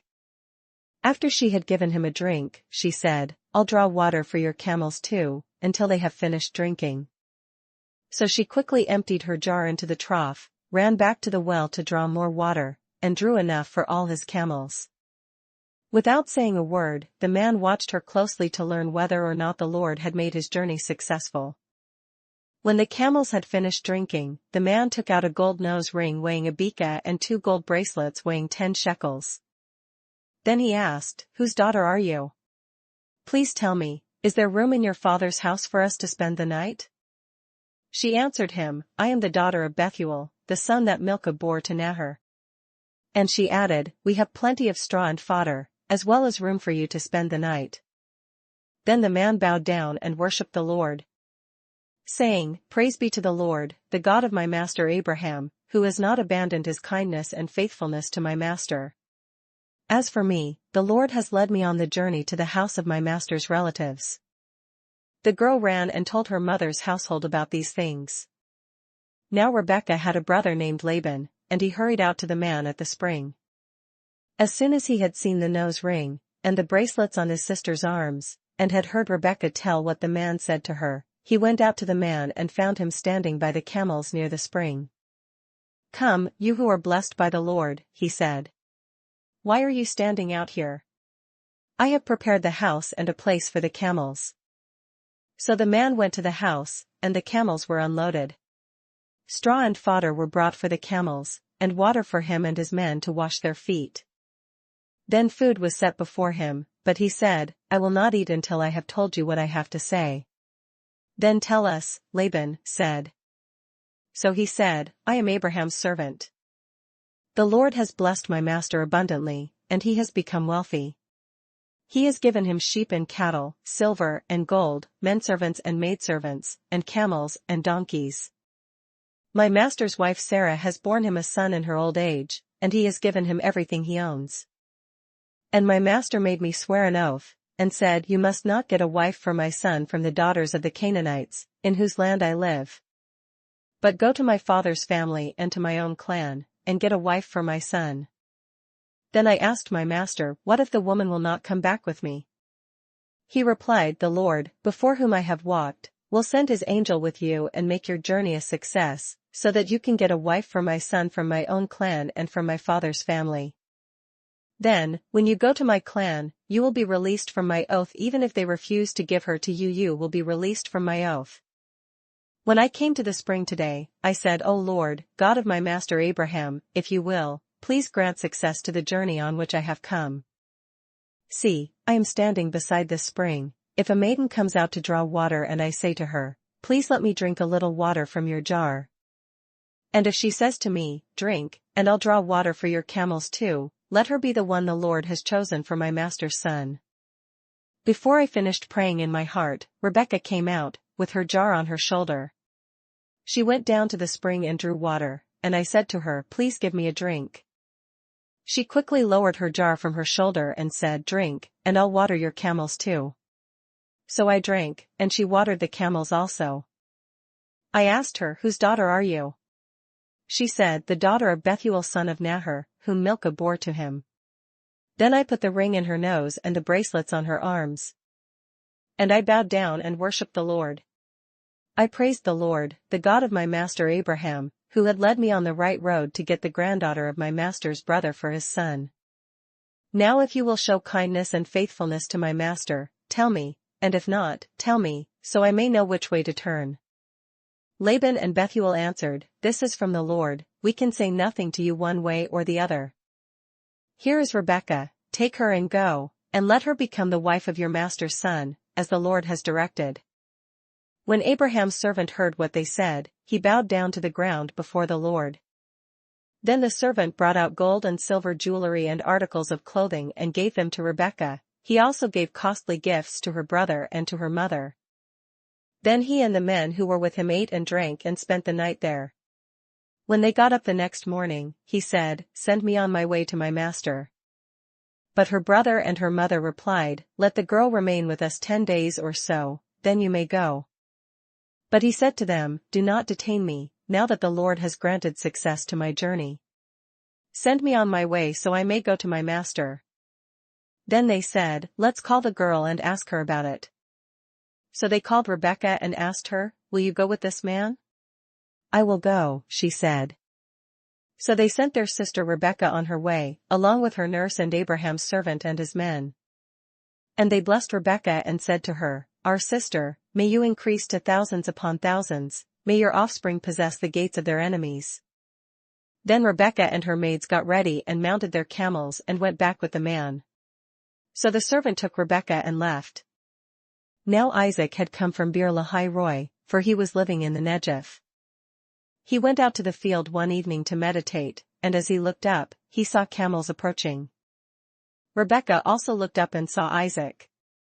She got down from her camel and asked the servant, "Who is that man in the field coming to meet us?" "He is my master," the servant answered. So she took her veil and covered herself. Then the servant told Isaac all he had done. Isaac brought her into the tent of his mother Sarah, and he married Rebekah. So she became his wife, and he loved her, and Isaac was comforted after his mother's death. Genesis 25. Abraham took another wife, whose name was Keturah. She bore him Zimran, Jokshan, Medan, Midian, Ishbak and Shua. Jokshan was the father of Sheba and Dedan. The descendants of Dedan were the Asherites, the Letushites and the Lumites. The sons of Midian were Ephah, Epher, Hanok, Abida and Eldah. All these were descendants of Keturah. Abraham left everything he owned to Isaac. But while he was still living, he gave gifts to the sons of his concubines and sent them away from his son Isaac to the land of the east. Altogether, Abraham lived 175 years. Then Abraham breathed his last and died at a good old age, an old man and full of years, and he was gathered to his people. His sons Isaac and Ishmael buried him in the cave of Machpelah near Mamre, in the field of Ephron son of Zohar the Hittite. The field Abraham had bought from the Hittites. There Abraham was buried with his wife Sarah. After Abraham's death, God blessed his son Isaac, who then lived near Beer Lahai Roi.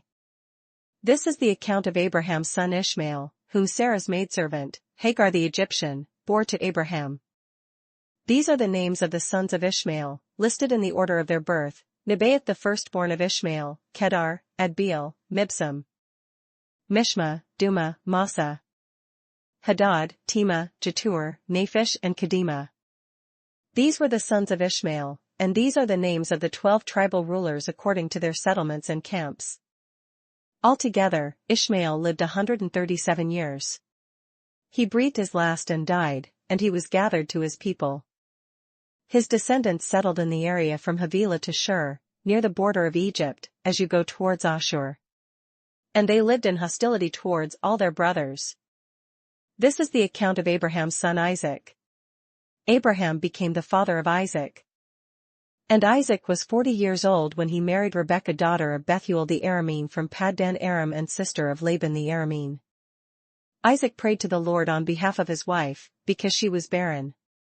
The Lord answered his prayer, and his wife Rebekah became pregnant. The babies jostled each other within her, and she said, "Why is this happening to me?" So she went to inquire of the Lord. The Lord said to her, "2 nations are in your womb, and 2 peoples from within you will be separated. One people will be stronger than the other, and the older will serve the younger." When the time came for her to give birth, there were twin boys in her womb. The first to come out was red, and his whole body was like a hairy garment, so they named him Esau. After this, his brother came out, with his hand grasping Esau's heel, so he was named Jacob. Isaac was 60 years old when Rebekah gave birth to them. The boys grew up, and Esau became a skillful hunter, a man of the open country, while Jacob was a quiet man, staying among the tents. Isaac, who had a taste for wild game, loved Esau, but Rebekah loved Jacob. Once when Jacob was cooking some stew, Esau came in from the open country, famished. He said to Jacob, "Quick, let me have some of that red stew. I'm famished." That is why he was also called Edom. Jacob replied, "First sell me your birthright." "Look, I am about to die," Esau said. "What good is the birthright to me?" But Jacob said, "Swear to me first." So he swore an oath to him, selling his birthright to Jacob. Then Jacob gave Esau some bread and some lentil stew. He ate and drank, and then got up and left. So Esau despised his birthright. Genesis 26. Now there was a famine in the land besides the earlier famine of Abraham's time, and Isaac went to Abimelech king of the Philistines in Gerar. The Lord appeared to Isaac and said, "Do not go down to Egypt, live in the land where I tell you to live. Stay in this land for a while, and I will be with you and will bless you. For to you and your descendants I will give all these lands and will confirm the oath I swore to your father Abraham.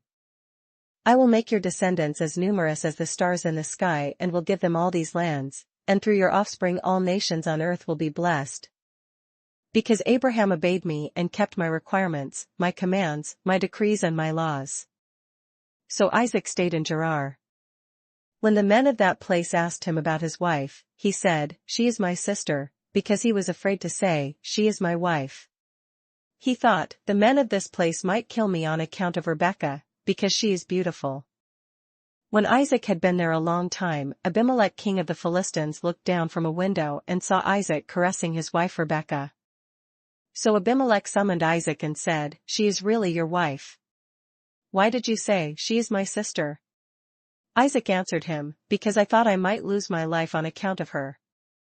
Then Abimelech said, "What is this you have done to us? One of the men might well have slept with your wife, and you would have brought guilt upon us." So Abimelech gave orders to all the people, "Anyone who molests this man or his wife shall surely be put to death." Isaac planted crops in that land and the same year reaped 100-fold, because the Lord blessed him. The man became rich, and his wealth continued to grow until he became very wealthy. He had so many flocks and herds and servants that the Philistines envied him. So all the wells that his father's servants had dug in the time of his father Abraham, the Philistines stopped up, filling them with earth. Then Abimelech said to Isaac, "Move away from us, you have become too powerful for us." So Isaac moved away from there and encamped in the valley of Gerar and settled there. Isaac reopened the wells that had been dug in the time of his father Abraham, which the Philistines had stopped up after Abraham died, and he gave them the same names his father had given them. Isaac's servants dug in the valley and discovered a well of fresh water there. But the herdsmen of Gerar quarreled with Isaac's herdsmen and said, "The water is ours." So he named the well Esek, because they disputed with him. Then they dug another well, but they quarreled over that one also, so he named it Sitnah. He moved on from there and dug another well, and no one quarreled over it. He named it Rehoboth, saying, "Now the Lord has given us room and we will flourish in the land." From there he went up to Beersheba. That night the Lord appeared to him and said, "I am the God of your father Abraham. Do not be afraid, for I am with you, I will bless you and will increase the number of your descendants for the sake of my servant Abraham." Isaac built an altar there and called on the name of the Lord. There he pitched his tent, and there his servants dug a well. Meanwhile Abimelech had come to him from Gerar, with Ahuzzath his personal adviser and Phicol the commander of his forces. Isaac asked them, "Why have you come to me, since you were hostile to me and sent me away?" They answered, "We saw clearly that the Lord was with you, so we said there ought to be a sworn agreement between us and you. Let us make a treaty with you, that you will do us no harm, just as we did not molest you but always treated you well and sent you away in peace. And now you are blessed by the Lord." Isaac then made a feast for them, and they ate and drank. Early the next morning the men swore an oath to each other. Then Isaac sent them on their way, and they left him in peace. That day Isaac's servants came and told him about the well they had dug. They said, "We found water." He called it Sheba, and to this day the name of the town has been Beersheba. When Esau was 40 years old, he married Judith daughter of Beeri the Hittite, and also Basemath daughter of Elon the Hittite. They were a source of grief to Isaac and Rebekah. Genesis 27.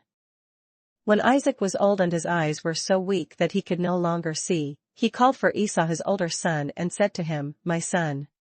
"Here I am," he answered. Isaac said, "I am now an old man and don't know the day of my death. Now then, get your weapons, your quiver and bow and go out to the open country to hunt some wild game for me. Prepare me the kind of tasty food I like and bring it to me to eat, so that I may give you my blessing before I die." Now Rebekah was listening as Isaac spoke to his son Esau. when Esau left for the open country to hunt game and bring it back.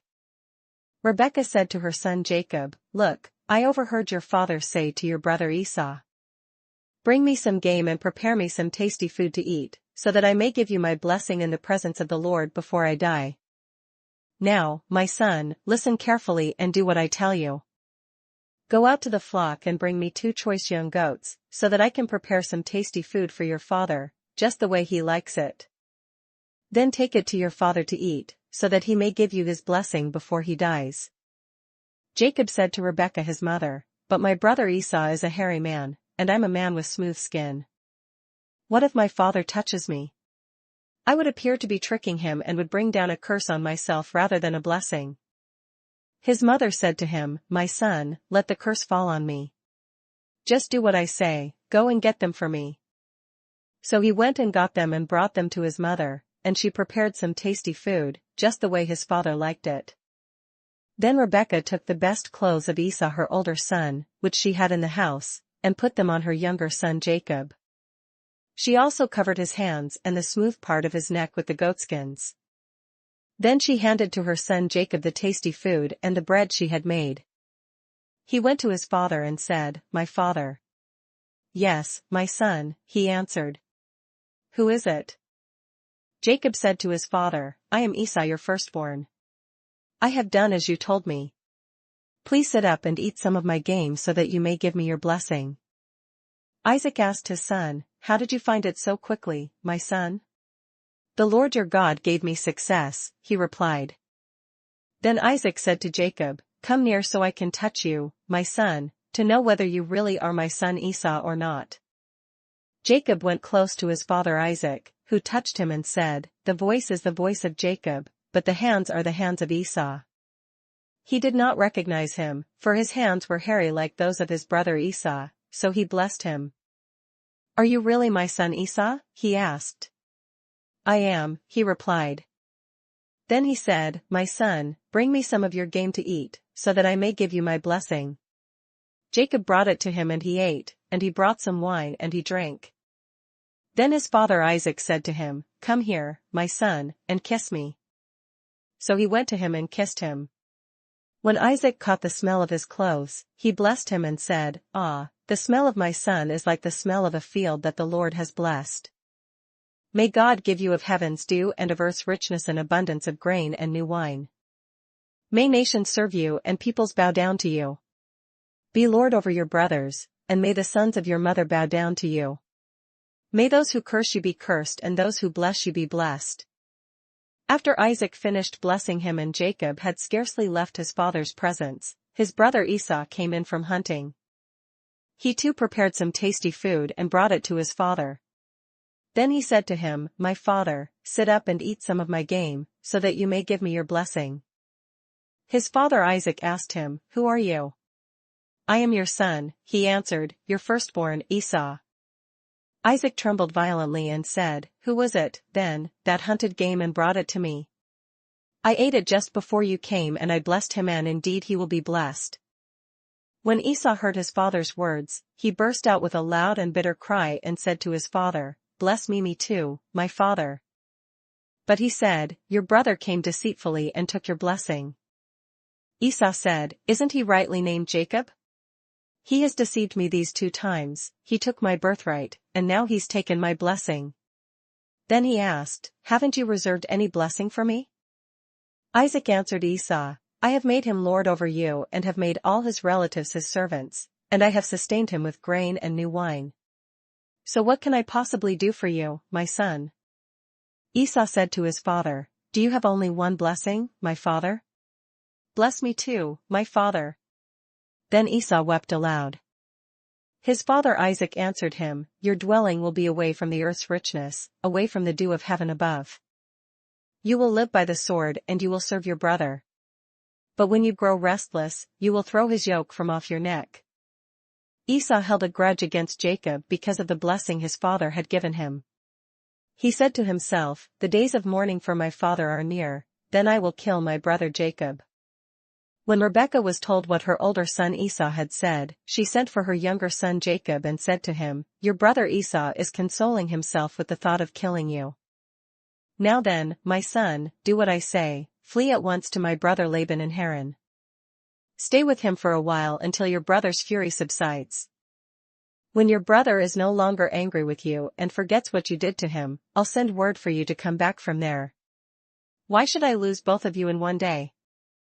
Then Rebekah said to Isaac, "I'm disgusted with living because of these Hittite women. If Jacob takes a wife from among the women of this land, from Hittite women like these, my life will not be worth living." Genesis 28. So Isaac called for Jacob and blessed him and commanded him, "Do not marry a Canaanite woman. Go at once to Paddan Aram, to the house of your mother's father Bethuel. Take a wife for yourself there, from among the daughters of Laban, your mother's brother. May God Almighty bless you and make you fruitful and increase your numbers until you become a community of peoples. May He give you and your descendants the blessing given to Abraham, so that you may take possession of the land where you now live as an alien, the land God gave to Abraham." Then Isaac sent Jacob on his way, and he went to Paddan Aram, to Laban son of Bethuel the Aramean, the brother of Rebekah, who was the mother of Jacob and Esau. Now Esau learned that Isaac had blessed Jacob and had sent him to Paddan Aram to take a wife from there, and that when he blessed him he commanded him, "Do not marry a Canaanite woman." And that Jacob had obeyed his father and mother and had gone to Paddan Aram. Esau then realized how displeasing the Canaanite women were to his father Isaac. So he went to Ishmael and married Mahalath, the sister of Nebaioth and daughter of Ishmael son of Abraham, in addition to the wives he already had. Jacob left Beersheba and set out for Haran. When he reached a certain place, he stopped for the night because the sun had set. Taking one of the stones there, he put it under his head and lay down to sleep. He had a dream in which he saw a stairway resting on the earth, with its top reaching to heaven, and the angels of God were ascending and descending on it. There above it stood the Lord, and he said, "I am the Lord, the God of your father Abraham and the God of Isaac. I will give you and your descendants the land on which you are lying. Your descendants will be like the dust of the earth, and you will spread out to the west and to the east, to the north and to the south. All peoples on earth will be blessed through you and your offspring. I am with you and will watch over you wherever you go, and I will bring you back to this land. I will not leave you until I have done what I have promised you." When Jacob awoke from his sleep, he thought, "Surely the Lord is in this place, and I was not aware of it." He was afraid and said, "How awesome is this place! This is none other than the house of God, this is the gate of heaven." Early the next morning Jacob took the stone he had placed under his head and set it up as a pillar and poured oil on top of it. He called that place Bethel, though the city used to be called Luz. Then Jacob made a vow, saying, "If God will be with me and will watch over me on this journey I am taking and will give me food to eat and clothes to wear, so that I return safely to my father's house, then the Lord will be my God. And this stone that I have set up as a pillar will be God's house, and of all that you give me I will give you a tenth." Genesis 29. Then Jacob continued on his journey and came to the land of the eastern peoples. There he saw a well in the field, with 3 flocks of sheep lying near it because the flocks were watered from that well. The stone over the mouth of the well was large. When all the flocks were gathered there, the shepherds would roll the stone away from the well's mouth and water the sheep. Then they would return the stone to its place over the mouth of the well. Jacob asked the shepherds, "My brothers, where are you from?" "We're from Haran," they replied. He said to them, "Do you know Laban, Nahor's grandson?" "Yes, we know him," they answered. Then Jacob asked them, "Is he well?" "Yes, he is," they said, "and here comes his daughter Rachel with the sheep." "Look," he said, "the sun is still high, it is not time for the flocks to be gathered. Water the sheep and take them back to pasture." "We can't," they replied, "until all the flocks are gathered and the stone has been rolled away from the mouth of the well. Then we will water the sheep." While he was still talking with them, Rachel came with her father's sheep, for she was a shepherdess. When Jacob saw Rachel daughter of Laban, his mother's brother, and Laban's sheep, he went over and rolled the stone away from the mouth of the well and watered his uncle's sheep. Then Jacob kissed Rachel and began to weep aloud. He had told Rachel that he was a relative of her father and a son of Rebekah. So she ran and told her father. As soon as Laban heard the news about Jacob, his sister's son, he hurried to meet him. He embraced him and kissed him and brought him to his home, and there Jacob told him all these things. Then Laban said to him, "You are my own flesh and blood." After Jacob had stayed with him for a whole month, Laban said to him, "Just because you are a relative of mine, should you work for me for nothing? Tell me what your wages should be." Now Laban had 2 daughters, the name of the older was Leah, and the name of the younger was Rachel. Leah had weak eyes, but Rachel was lovely in form and beautiful. Jacob was in love with Rachel and said, "I'll work for you 7 years in return for your younger daughter Rachel." Laban said, "It's better that I give her to you than to some other man. Stay here with me." So Jacob served 7 years to get Rachel, but they seemed like only a few days to him because of his love for her. Then Jacob said to Laban, "Give me my wife. My time is completed, and I want to lie with her." So Laban brought together all the people of the place and gave a feast.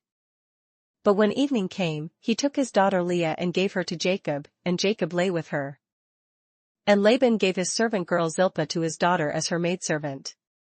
When morning came, there was Leah. So Jacob said to Laban, "What is this you have done to me? I served you for Rachel, didn't I? Why have you deceived me?" Laban replied, "It is not our custom here to give the younger daughter in marriage before the older one. Finish this daughter's bridal week, then we will give you the younger one also, in return for another 7 years of work." And Jacob did so. He finished the week with Leah, and then Laban gave him his daughter Rachel to be his wife. Laban gave his servant girl Bilhah to his daughter Rachel as her maidservant. Jacob lay with Rachel also, and he loved Rachel more than Leah. And he worked for Laban another 7 years. When the Lord saw that Leah was not loved, he opened her womb, but Rachel was barren. Leah became pregnant and gave birth to a son. She named him Reuben, for she said, "It is because the Lord has seen my misery. Surely my husband will love me now." She conceived again, and when she gave birth to a son she said, "Because the Lord heard that I am not loved, he gave me this one too." So she named him Simeon. Again she conceived, and when she gave birth to a son she said, "Now at last my husband will become attached to me, because I have borne him 3 sons." So he was named Levi. She conceived again, and when she gave birth to a son she said, "This time I will praise the Lord." So she named him Judah. Then she stopped having children. Genesis 30. When Rachel saw that she was not bearing Jacob any children, she became jealous of her sister. So she said to Jacob, "Give me children, or I'll die." Jacob became angry with her and said, "Am I in the place of God, who has kept you from having children?" Then she said, "Here is Bilhah, my maidservant. Sleep with her so that she can bear children for me and that through her I too can build a family." So she gave him her servant Bilhah as a wife. Jacob slept with her. And she became pregnant and bore him a son. Then Rachel said, "God has vindicated me, he has listened to my plea and given me a son." Because of this she named him Dan. Rachel's servant Bilhah conceived again and bore Jacob a second son. Then Rachel said, "I have had a great struggle with my sister, and I have won." So she named him Naphtali. When Leah saw that she had stopped having children, she took her maidservant Zilpah and gave her to Jacob as a wife. Leah's servant Zilpah bore Jacob a son. Then Leah said, "What good fortune!" So she named him Gad. Leah's servant Zilpah bore Jacob a second son. Then Leah said, "How happy I am! The women will call me happy." So she named him Asher. During wheat harvest, Reuben went out into the fields and found some mandrake plants, which he brought to his mother Leah. Rachel said to Leah, "Please give me some of your son's mandrakes." But she said to her, "Wasn't it enough that you took away my husband? Will you take my son's mandrakes too?" "Very well," Rachel said, "he can sleep with you tonight in return for your son's mandrakes." So when Jacob came in from the fields that evening, Leah went out to meet him. "You must sleep with me," she said. "I have hired you with my son's mandrakes." So he slept with her that night. God listened to Leah, and she became pregnant and bore Jacob a 5th son. Then Leah said, God has rewarded me for giving my maidservant to my husband. So she named him Issachar. Leah conceived again and bore Jacob a sixth son. Then Leah said, God has presented me with a precious gift. This time my husband will treat me with honor, because I have borne him 6 sons. So she named him Zebulun. Some time later she gave birth to a daughter and named her Dinah. Then God remembered Rachel, he listened to her and opened her womb. She became pregnant and gave birth to a son and said, God has taken away my disgrace. She named him Joseph, and said, May the Lord add to me another son. After Rachel gave birth to Joseph, Jacob said to Laban, Send me on my way so that I can go back to my own homeland. Give me my wives and children, for whom I have served you, and I will be on my way. You know how much work I've done for you. But Laban said to him, If I have found favor in your eyes, please stay. I have learned by divination that the Lord has blessed me because of you. He added, Name your wages, and I will pay them. Jacob said to him, You know how I have worked for you and how your livestock has fared under my care. The little you had before I came has increased greatly, and the Lord has blessed you wherever I have been. But now, when may I do something for my own household? What shall I give you? He asked. Don't give me anything, Jacob replied. But if you will do this one thing for me, I will go on tending your flocks and watching over them. Let me go through all your flocks today and remove from them every speckled or spotted sheep, every dark-colored lamb and every spotted or speckled goat. They will be my wages. And my honesty will testify for me in the future, whenever you check on the wages you have paid me. Any goat in my possession that is not speckled or spotted, or any lamb that is not dark-colored, will be considered stolen. Agreed, said Laban. Let it be as you have said. That same day he removed all the male goats that were streaked or spotted, and all the speckled or spotted female goats, all that had white on them, and all the dark-colored lambs, and he placed them in the care of his sons. Then he put a 3-day journey between himself and Jacob, while Jacob continued to tend the rest of Laban's flocks. Jacob, however, took fresh-cut branches from poplar, almond and plane trees and made white stripes on them by peeling the bark and exposing the white inner wood of the branches. Then he placed the peeled branches in all the watering troughs, so that they would be directly in front of the flocks when they came to drink. When the flocks were in heat and came to drink, they made it in front of the branches. And they bore young that were streaked or speckled or spotted. Jacob set apart the young of the flock by themselves, but made the rest face the streaked and dark-colored animals that belonged to Laban.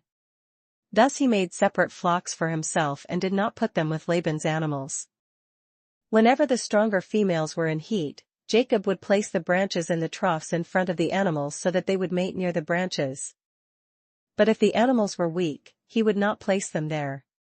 So the weak animals went to Laban and the strong ones to Jacob. In this way the man grew exceedingly prosperous and came to own large flocks, and maidservants and menservants, and camels and donkeys. Genesis 31. Jacob heard that Laban's sons were saying, Jacob has taken everything our father owned and has gained all this wealth from what belonged to our father. And Jacob noticed that Laban's attitude towards him was not what it had been. Then the Lord said to Jacob, Go back to the land of your fathers and to your relatives, and I will be with you. So Jacob sent word to Rachel and Leah to come out to the fields where his flocks were. He said to them, I see that your father's attitude towards me is not what it was before, but the God of my father has been with me. You know that I've worked for your father with all my strength. Yet your father has cheated me by changing my wages 10 times. However, God has not allowed him to harm me. If he said, The speckled ones will be your wages, then all the flocks gave birth to speckled young, and if he said, The streaked ones will be your wages, then all the flocks bore streaked young. So God has taken away your father's livestock and has given them to me. In the breeding season I once had a dream in which I looked up and saw that the male goats mating with the flock were streaked, speckled or spotted. The angel of God said to me in the dream, Jacob. I answered, Here I am. And he said, Look up and see that all the male goats mating with the flock are streaked, speckled or spotted, for I have seen all that Laban has been doing to you. I am the God of Bethel, where you anointed a pillar and where you made a vow to me. Now leave this land at once and go back to your native land." Then Rachel and Leah replied, "Do we still have any share in the inheritance of our father's estate? Does he not regard us as foreigners? Not only has he sold us, but he has used up what was paid for us. Surely all the wealth that God took away from our father belongs to us and our children. So do whatever God has told you." Then Jacob put his children and his wives on camels. And he drove all his livestock ahead of him, along with all the goods he had accumulated in Paddan Aram, to go to his father Isaac in the land of Canaan. When Laban had gone to shear his sheep, Rachel stole her father's household gods. Moreover, Jacob deceived Laban the Aramean by not telling him he was running away. So he fled with all he had, and crossing the river, he headed for the hill country of Gilead. On the third day Laban was told that Jacob had fled. Taking his relatives with him, he pursued Jacob for 7 days and caught up with him in the hill country of Gilead. Then God came to Laban the Aramean in a dream at night and said to him, "Be careful not to say anything to Jacob, either good or bad." Jacob had pitched his tent in the hill country of Gilead when Laban overtook him, and Laban and his relatives camped there too. Then Laban said to Jacob, "What have you done? You've deceived me, and you've carried off my daughters like captives in war. Why did you run off secretly and deceive me? Why didn't you tell me, so that I could send you away with joy and singing to the music of tambourines and harps? You didn't even let me kiss my grandchildren and my daughters goodbye. You have done a foolish thing. I have the power to harm you, but last night the God of your father said to me, 'Be careful not to say anything to Jacob, either good or bad.' Now you have gone off because you long to return to your father's house. But why did you steal my gods?" Jacob answered Laban, "I was afraid, because I thought you would take your daughters away from me by force. But if you find anyone who has your gods, he shall not live. In the presence of our relatives, see for yourself whether there is anything of yours here with me, and if so, take it." Now Jacob did not know that Rachel had stolen the gods.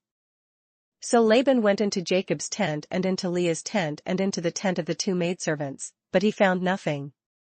After he came out of Leah's tent, he entered Rachel's tent. Now Rachel had taken the household gods and put them inside her camel's saddle and was sitting on them. Laban searched through everything in the tent but found nothing. Rachel said to her father, "Don't be angry, my lord, that I cannot stand up in your presence, I'm having my period." So he searched but could not find the household gods. Jacob was angry and took Laban to task.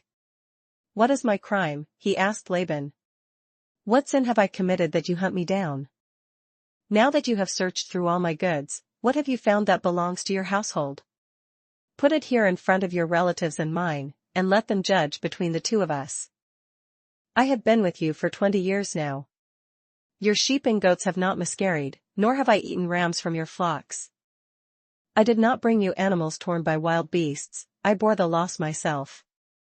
And you demanded payment from me for whatever was stolen by day or night. This was my situation, the heat consumed me in the daytime and the cold at night, and sleep fled from my eyes.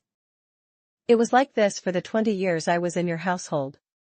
I worked for you 14 years for your 2 daughters and 6 years for your flocks, and you changed my wages 10 times. If the God of my father, the God of Abraham and the fear of Isaac, had not been with me, you would surely have sent me away empty-handed. But God has seen my hardship and the toil of my hands, and last night he rebuked you." Laban answered Jacob, "The women are my daughters, the children are my children, and the flocks are my flocks. All you see is mine. Yet what can I do today about these daughters of mine, or about the children they have borne? Come now, let's make a covenant, you and I, and let it serve as a witness between us." So Jacob took a stone and set it up as a pillar. He said to his relatives, "Gather some stones." So they took stones and piled them in a heap, and they ate there by the heap. Laban called it Jegar-sahadutha, and Jacob called it Galeed. Laban said, "This heap is a witness between you and me today." That is why it was called Galeed. It was also called Mizpah, because he said, "May the Lord keep watch between you and me when we are away from each other." If you ill-treat my daughters or if you take any wives besides my daughters, even though no one is with us, remember that God is a witness between you and me." Laban also said to Jacob, "Here is this heap, and here is this pillar I have set up between you and me. This heap is a witness, and this pillar is a witness, that I will not go past this heap to your side to harm you, and that you will not go past this heap and pillar to my side to harm me. May the God of Abraham and the God of Nahor, the God of their father, judge between us." So Jacob took an oath in the name of the fear of his father Isaac. He offered a sacrifice there in the hill country and invited his relatives to a meal. After they had eaten, they spent the night there. Early the next morning Laban kissed his grandchildren and his daughters and blessed them. Then he left and returned home. Genesis 32. Jacob also went on his way, and the angels of God met him. When Jacob saw them, he said, "This is the camp of God." So he named that place Mahanaim. Jacob sent messengers ahead of him to his brother Esau in the land of Seir, the country of Edom. He instructed them, "This is what you are to say to my master Esau, your servant Jacob says, I have been staying with Laban and have remained there till now. I have cattle and donkeys, sheep and goats, menservants and maidservants. Now I am sending this message to my lord, that I may find favor in your eyes." When the messengers returned to Jacob, they said, "We went to your brother Esau, and now he is coming to meet you, and 400 men are with him." In great fear and distress Jacob divided the people who were with him into 2 groups, and the flocks and herds and camels as well. He thought, if Esau comes and attacks one group, the group that is left may escape. Then Jacob prayed, "O God of my father Abraham, God of my father Isaac, O Lord, who said to me, 'Go back to your country and your relatives, and I will make you prosper.' I am unworthy of all the kindness and faithfulness you have shown your servant. I had only my staff when I crossed this Jordan, but now I have become 2 groups. Save me, I pray, from the hand of my brother Esau, for I am afraid he will come and attack me, and also the mothers with their children. But you have said, I will surely make you prosper and will make your descendants like the sand of the sea, which cannot be counted." He spent the night there, and from what he had with him he selected a gift for his brother Esau. 200 female goats and 20 male goats, 200 ewes and 20 rams. 30 female camels with their young, 40 cows and 10 bulls, and 20 female donkeys and 10 male donkeys. He put them in the care of his servants, each herd by itself, and said to his servants, "Go ahead of me, and keep some space between the herds." He instructed the one in the lead, "When my brother Esau meets you and asks, 'To whom do you belong, and where are you going, and who owns all these animals in front of you?' then you are to say, 'They belong to your servant Jacob. They are a gift sent to my lord Esau, and he is coming behind us.'" He also instructed the second, the third and all the others who followed the herds, "You are to say the same thing to Esau when you meet him. And be sure to say, 'Your servant Jacob is coming behind us.'" For he thought, "I will pacify him with these gifts I am sending on ahead, later, when I see him, perhaps he will receive me." So Jacob's gifts went on ahead of him, but he himself spent the night in the camp. That night Jacob got up and took his 2 wives, his 2 maidservants and his 11 sons and crossed the ford of the Jabbok. After he had sent them across the stream, he sent over all his possessions. So Jacob was left alone, and a man wrestled with him till daybreak. When the man saw that he could not overpower him, he touched the socket of Jacob's hip so that his hip was wrenched as he wrestled with the man. Then the man said, "Let me go, for it is daybreak." But Jacob replied, "I will not let you go unless you bless me." The man asked him, "What is your name?" "Jacob," he answered. Then the man said, "Your name will no longer be Jacob, but Israel, because you have struggled with God and with men and have overcome." Jacob said, "Please tell me your name." But he replied, "Why do you ask my name?" Then he blessed him there. So Jacob called the place Peniel, saying, "It is because I saw God face to face, and yet my life was spared." The sun rose above him as he passed Peniel, and he was limping because of his hip. Therefore to this day the Israelites do not eat the tendon attached to the socket of the hip, because the socket of Jacob's hip was touched near the tendon. Genesis 33.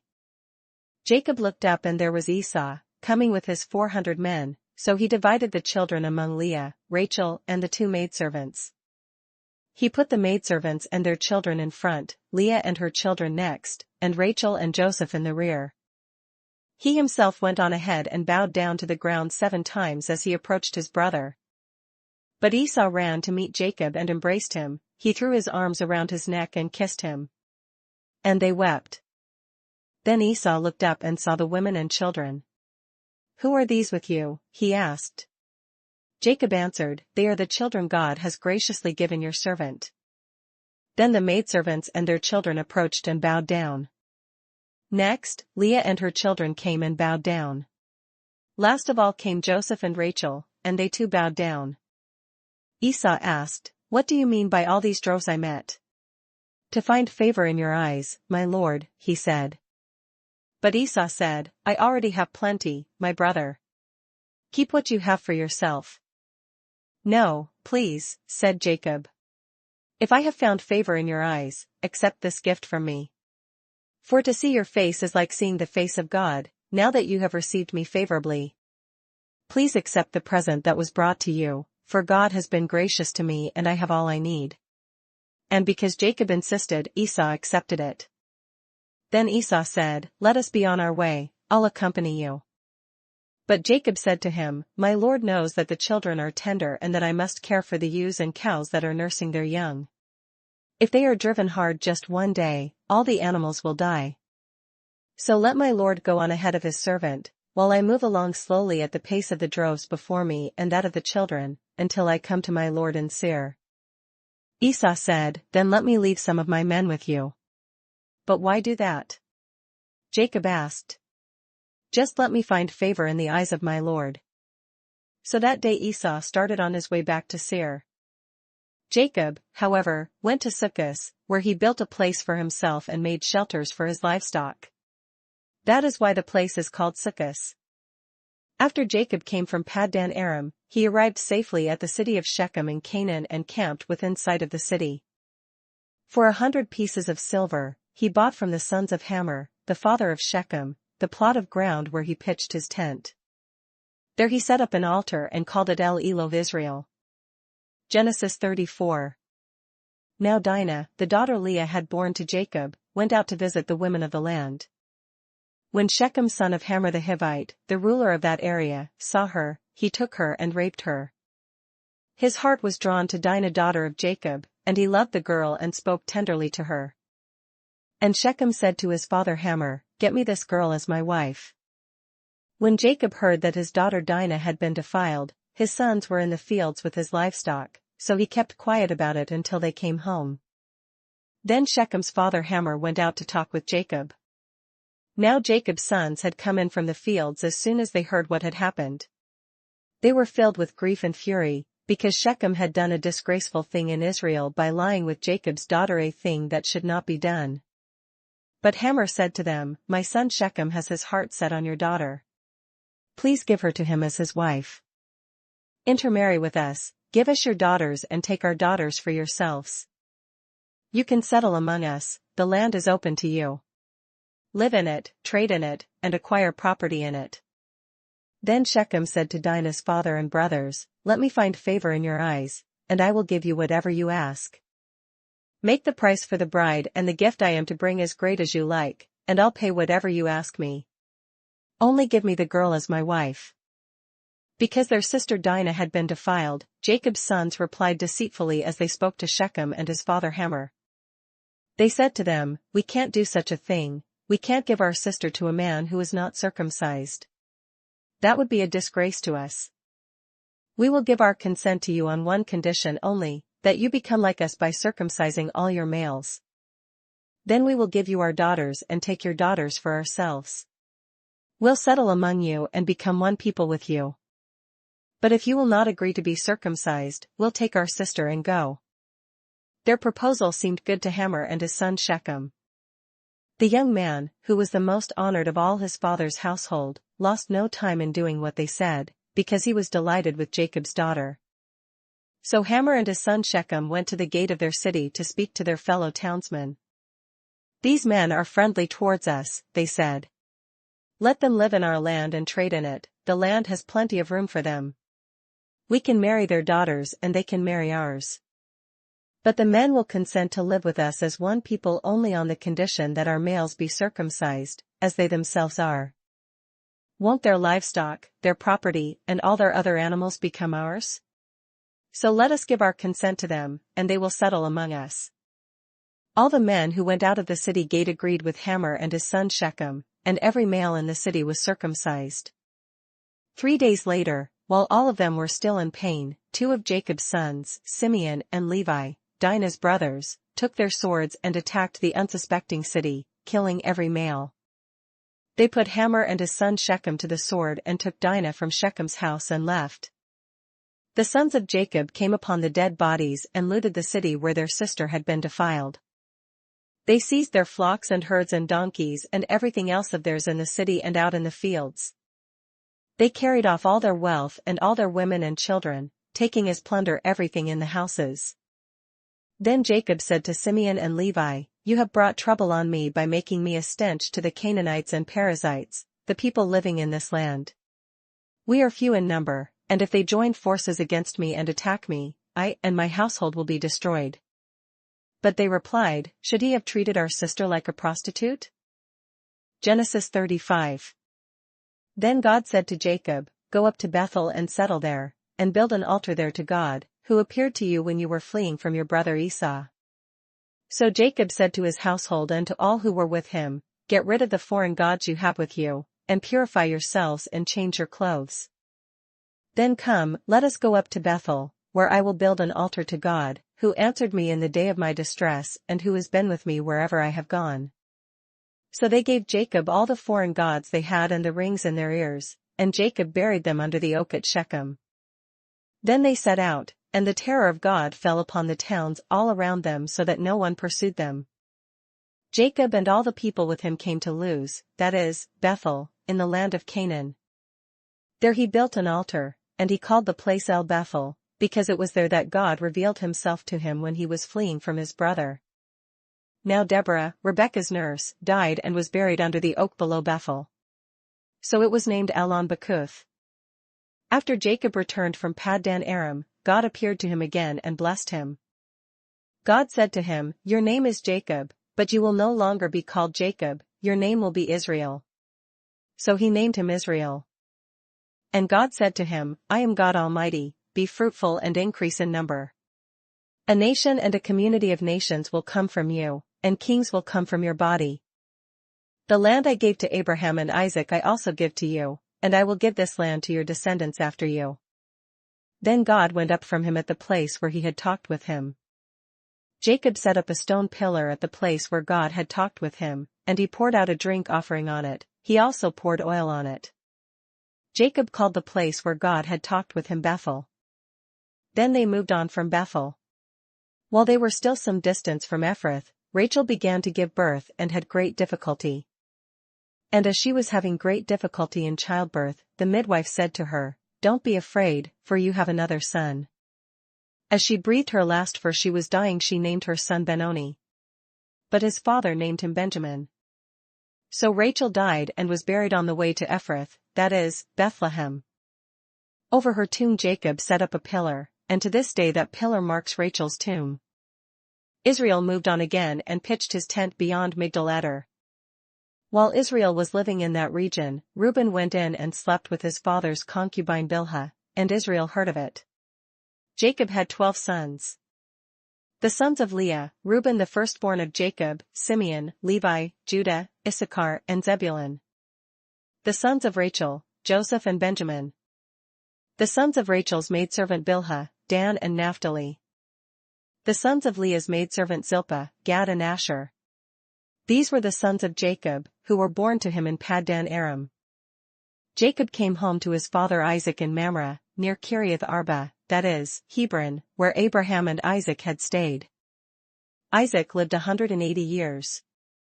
Then he breathed his last and died and was gathered to his people, old and full of years. And his sons Esau and Jacob buried him. Genesis 36. This is the account of Esau, that is, Edom. Esau took his wives from the women of Canaan, Adah daughter of Elon the Hittite, and Oholibamah daughter of Anna and granddaughter of Zibeon the Hivite.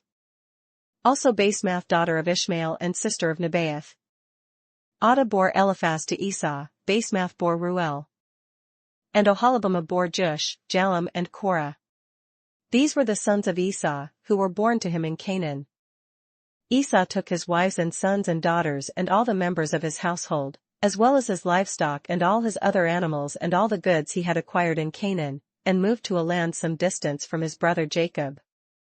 Their possessions were too great for them to remain together, the land where they were staying could not support them both because of their livestock. So Esau, that is, Edom, settled in the hill country of Seir. This is the account of Esau the father of the Edomites in the hill country of Seir. These are the names of Esau's sons: Eliphaz, the son of Esau's wife Adah, and Reuel, the son of Esau's wife Basemath. The sons of Eliphaz: Taman, Omar, Zepho, Gatam and Kenaz. Esau's son Eliphaz also had a concubine named Timnah, who bore him Amalek. These were grandsons of Esau's wife Adah. The sons of Reuel: Nahath, Zerah, Shammah and Mizah. These were grandsons of Esau's wife Basemath. The sons of Esau's wife Oholibamah daughter of Anna and granddaughter of Zibeon, whom she bore to Esau: Jush, Jalam and Korah. These were the chiefs among Esau's descendants, the sons of Eliphaz the firstborn of Esau, chiefs Taman, Omar, Zepho, Kenaz, Korah, Gatam and Amalek. These were the chiefs descended from Eliphaz in Edom, they were grandsons of Adah. The sons of Esau's son Reuel, chiefs Nahath, Zerah, Shammah and Mizah. These were the chiefs descended from Reuel in Edom, they were grandsons of Esau's wife Basemath. The sons of Esau's wife Oholibamah, chiefs Jush, Jalam and Korah. These were the chiefs descended from Esau's wife Oholibamah daughter of Anna. These were the sons of Esau, that is, Edom, and these were their chiefs. These were the sons of Seir the Horite, who were living in the region: Lotan, Shobal, Zibeon, Anna, Dishon, Ezer, and Dishon. These sons of Seir and Edom were Horite chiefs. The sons of Lotan: Hori and Homam. Timnah was Lotan's sister. The sons of Shobal: Alvan, Manahath, Ebal, Shepho, and Onam. The sons of Zibeon: Aiah and Anna.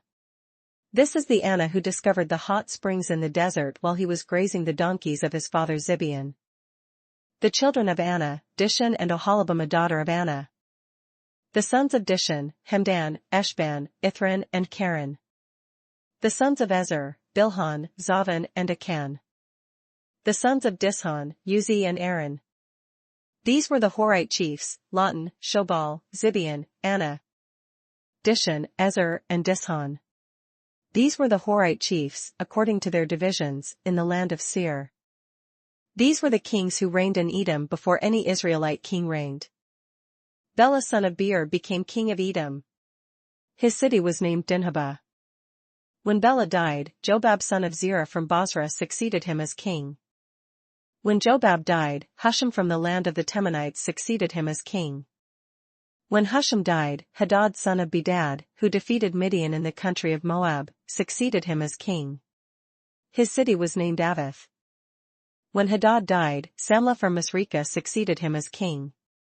When Samlah died, Shaul from Rehoboth on the river succeeded him as king. When Shaul died, Baalhanan son of Akbar succeeded him as king. When Baalhanan son of Akbar died, Hadad succeeded him as king. His city was named Pau, and his wife's name was Mehetabel daughter of Matred, the daughter of Mezahab. These were the chiefs descended from Esau, by name, according to their clans and regions: Timnah, Alva, Jetheth, Oholibamah, Elah, Pinion, Kenaz, Taman, Mibzar, Magdiel and Iram. These were the chiefs of Edom, according to their settlements in the land they occupied. This was Esau the father of the Edomites. Genesis 37. Jacob lived in the land where his father had stayed, the land of Canaan. This is the account of Jacob. Joseph, a young man of 17, was tending the flocks with his brothers, the sons of Bilhah and the sons of Zilpah, his father's wives, and he brought their father a bad report about them. Now Israel loved Joseph more than any of his other sons, because he had been born to him in his old age, and he made a richly ornamented robe for him. When his brothers saw that their father loved him more than any of them, they hated him and could not speak a kind word to him. Joseph had a dream, and when he told it to his brothers, they hated him all the more. He said to them, "Listen to this dream I had. We were binding sheaves of corn out in the field when suddenly my sheaf rose and stood upright, while your sheaves gathered round mine and bowed down to it." His brothers said to him, "Do you intend to reign over us? Will you actually rule us?" And they hated him all the more because of his dream and what he had said. Then he had another dream, and he told it to his brothers. "Listen," he said, "I had another dream, and this time the sun and moon and 11 stars were bowing down to me." When he told his father as well as his brothers, his father rebuked him and said, "What is this dream you had? Will your mother and I and your brothers actually come and bow down to the ground before you?" His brothers were jealous of him, but his father kept the matter in mind. Now his brothers had gone to graze their father's flocks near Shechem. And Israel said to Joseph, "As you know, your brothers are grazing the flocks near Shechem. Come, I am going to send you to them." "Very well," he replied. So he said to him, "Go and see if all is well with your brothers and with the flocks, and bring word back to me." Then he sent him off from the valley of Hebron. When Joseph arrived at Shechem, a man found him wandering around in the fields and asked him, "What are you looking for?" He replied, "I'm looking for my brothers. Can you tell me where they are grazing their flocks?" "They have moved on from here," the man answered. "I heard them say, 'Let's go to Dothan.'" So Joseph went after his brothers and found them near Dothan. But they saw him in the distance, and before he reached them, they plotted to kill him. "Here comes that dreamer," they said to each other. "Come now, let's kill him and throw him into one of these cisterns and say that a ferocious animal devoured him. Then we'll see what comes of his dreams." When Reuben heard this, he tried to rescue him from their hands. "Let's not take his life," he said. "Don't shed any blood. Throw him into this cistern here in the desert, but don't lay a hand on him." Reuben said this to rescue him from them and take him back to his father. So when Joseph came to his brothers, they stripped him of his robe, the richly ornamented robe he was wearing. And they took him and threw him into the cistern. Now the cistern was empty, there was no water in it. As they sat down to eat their meal, they looked up and saw a caravan of Ishmaelites coming from Gilead. Their camels were loaded with spices, balm and myrrh, and they were on their way to take them down to Egypt. Judah said to his brothers, "What will we gain if we kill our brother and cover up his blood? Come, let's sell him to the Ishmaelites and not lay our hands on him. After all, he is our brother, our own flesh and blood." His brothers agreed. So when the Midianite merchants came by, his brothers pulled Joseph up out of the cistern and sold him for 20 shekels of silver to the Ishmaelites, who took him to Egypt. When Reuben returned to the cistern and saw that Joseph was not there, he tore his clothes. He went back to his brothers and said, "The boy isn't there. Where can I turn now?" Then they got Joseph's robe, slaughtered a goat and dipped the robe in the blood. They took the ornamented robe back to their father and said, "We found this. Examine it to see whether it is your son's robe." He recognized it and said, "It is my son's robe. Some ferocious animal has devoured him. Joseph has surely been torn to pieces." Then Jacob tore his clothes, put on sackcloth and mourned for his son many days. All his sons and daughters came to comfort him, but he refused to be comforted. "No," he said, "in mourning will I go down to the grave to my son." So his father wept for him. Meanwhile, the Midianites sold Joseph in Egypt to Potiphar, one of Pharaoh's officials, the captain of the guard. Genesis 38. At that time, Judah left his brothers and went down to stay with a man of Adullam named Hira. There Judah met the daughter of a Canaanite man named Shua. He married her and lay with her. She became pregnant and gave birth to a son, who was named Er.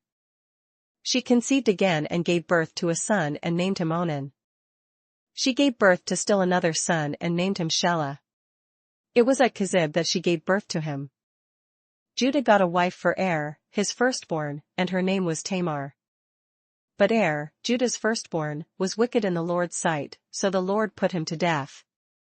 Then Judah said to Onan, "Lie with your brother's wife and fulfill your duty to her as a brother-in-law to produce offspring for your brother." But Onan knew that the offspring would not be his, so whenever he lay with his brother's wife, he spilled his semen on the ground to keep from producing offspring for his brother. What he did was wicked in the Lord's sight, so he put him to death also. Judah then said to his daughter-in-law Tamar, "Live as a widow in your father's house until my son Shelah grows up." For he thought, he may die too, just like his brothers. So Tamar went to live in her father's house. After a long time Judah's wife, the daughter of Shua, died.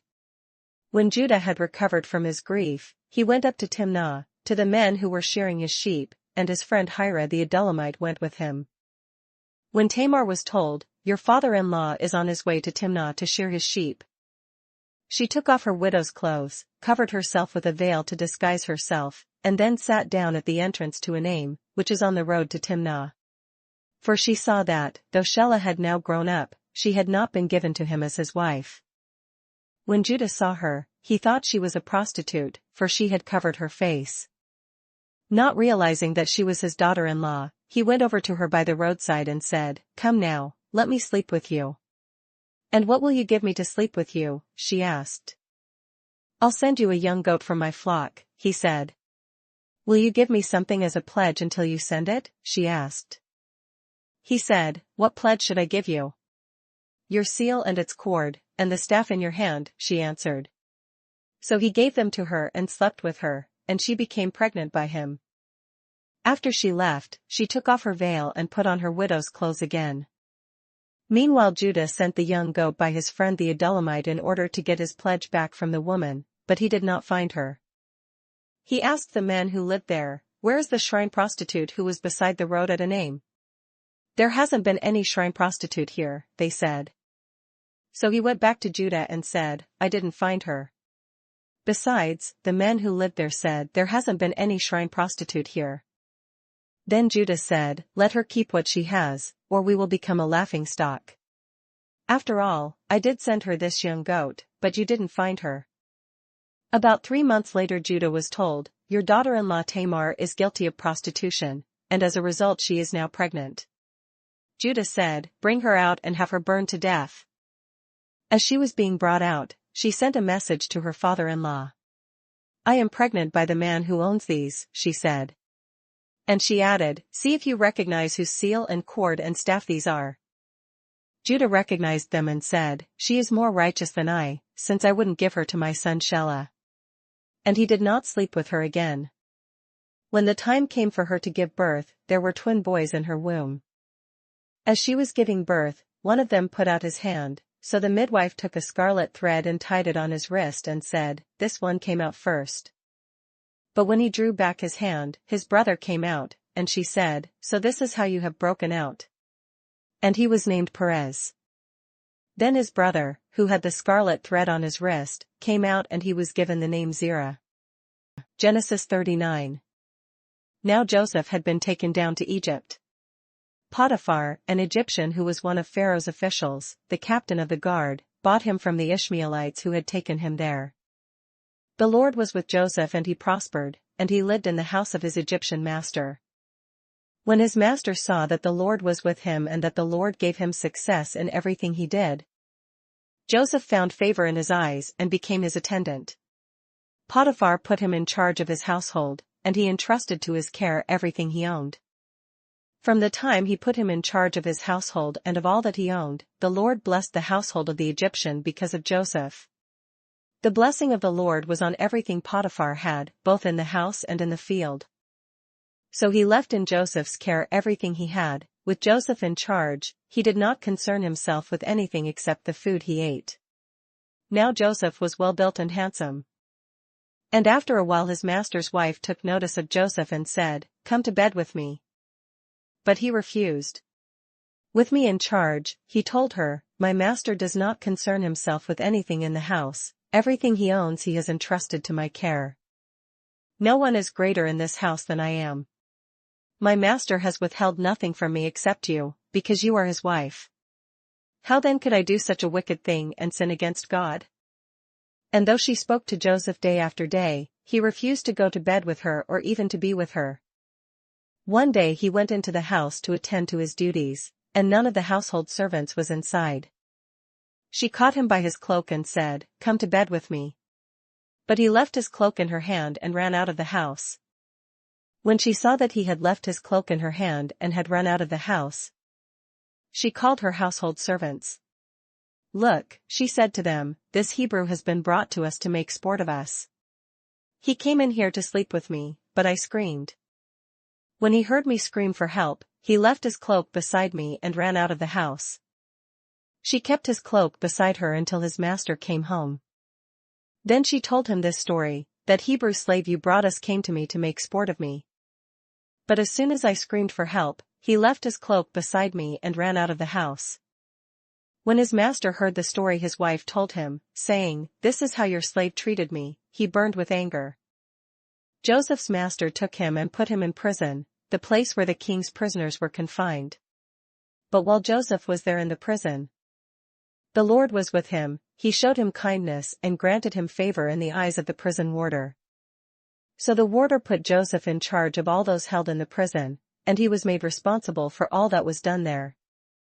The warder paid no attention to anything under Joseph's care, because the Lord was with Joseph and gave him success in whatever he did. Genesis 40. Some time later, the cupbearer and the baker of the king of Egypt defended their master, the king of Egypt. Pharaoh was angry with his two officials, the chief cupbearer and the chief baker, and put them in custody in the house of the captain of the guard, in the same prison where Joseph was confined. The captain of the guard assigned them to Joseph, and he attended them.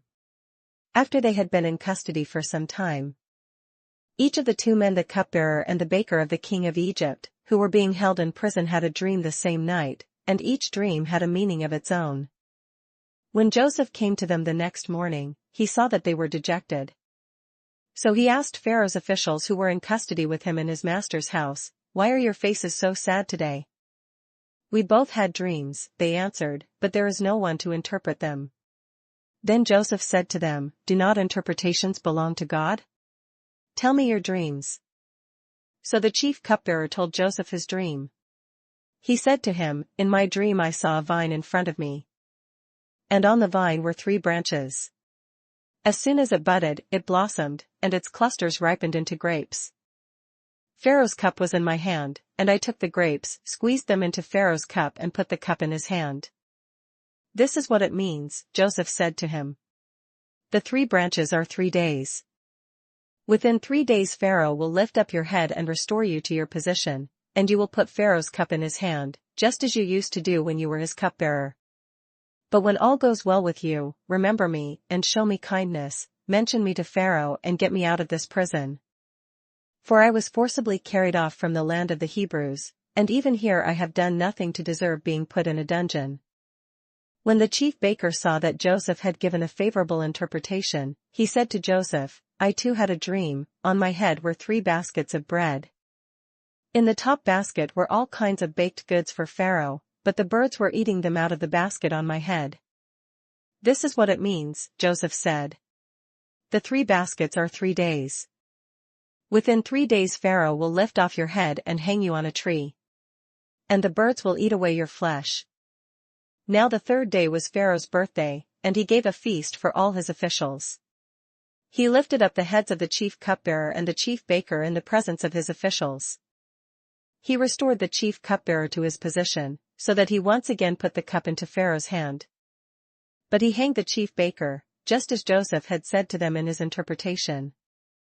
The chief cupbearer, however, did not remember Joseph, he forgot him. Genesis 41. When 2 full years had passed, Pharaoh had a dream. He was standing by the Nile, when out of the river there came up 7 cows, sleek and fat, and they grazed among the reeds. After them, 7 other cows, ugly and gaunt, came up out of the Nile and stood beside those on the river bank.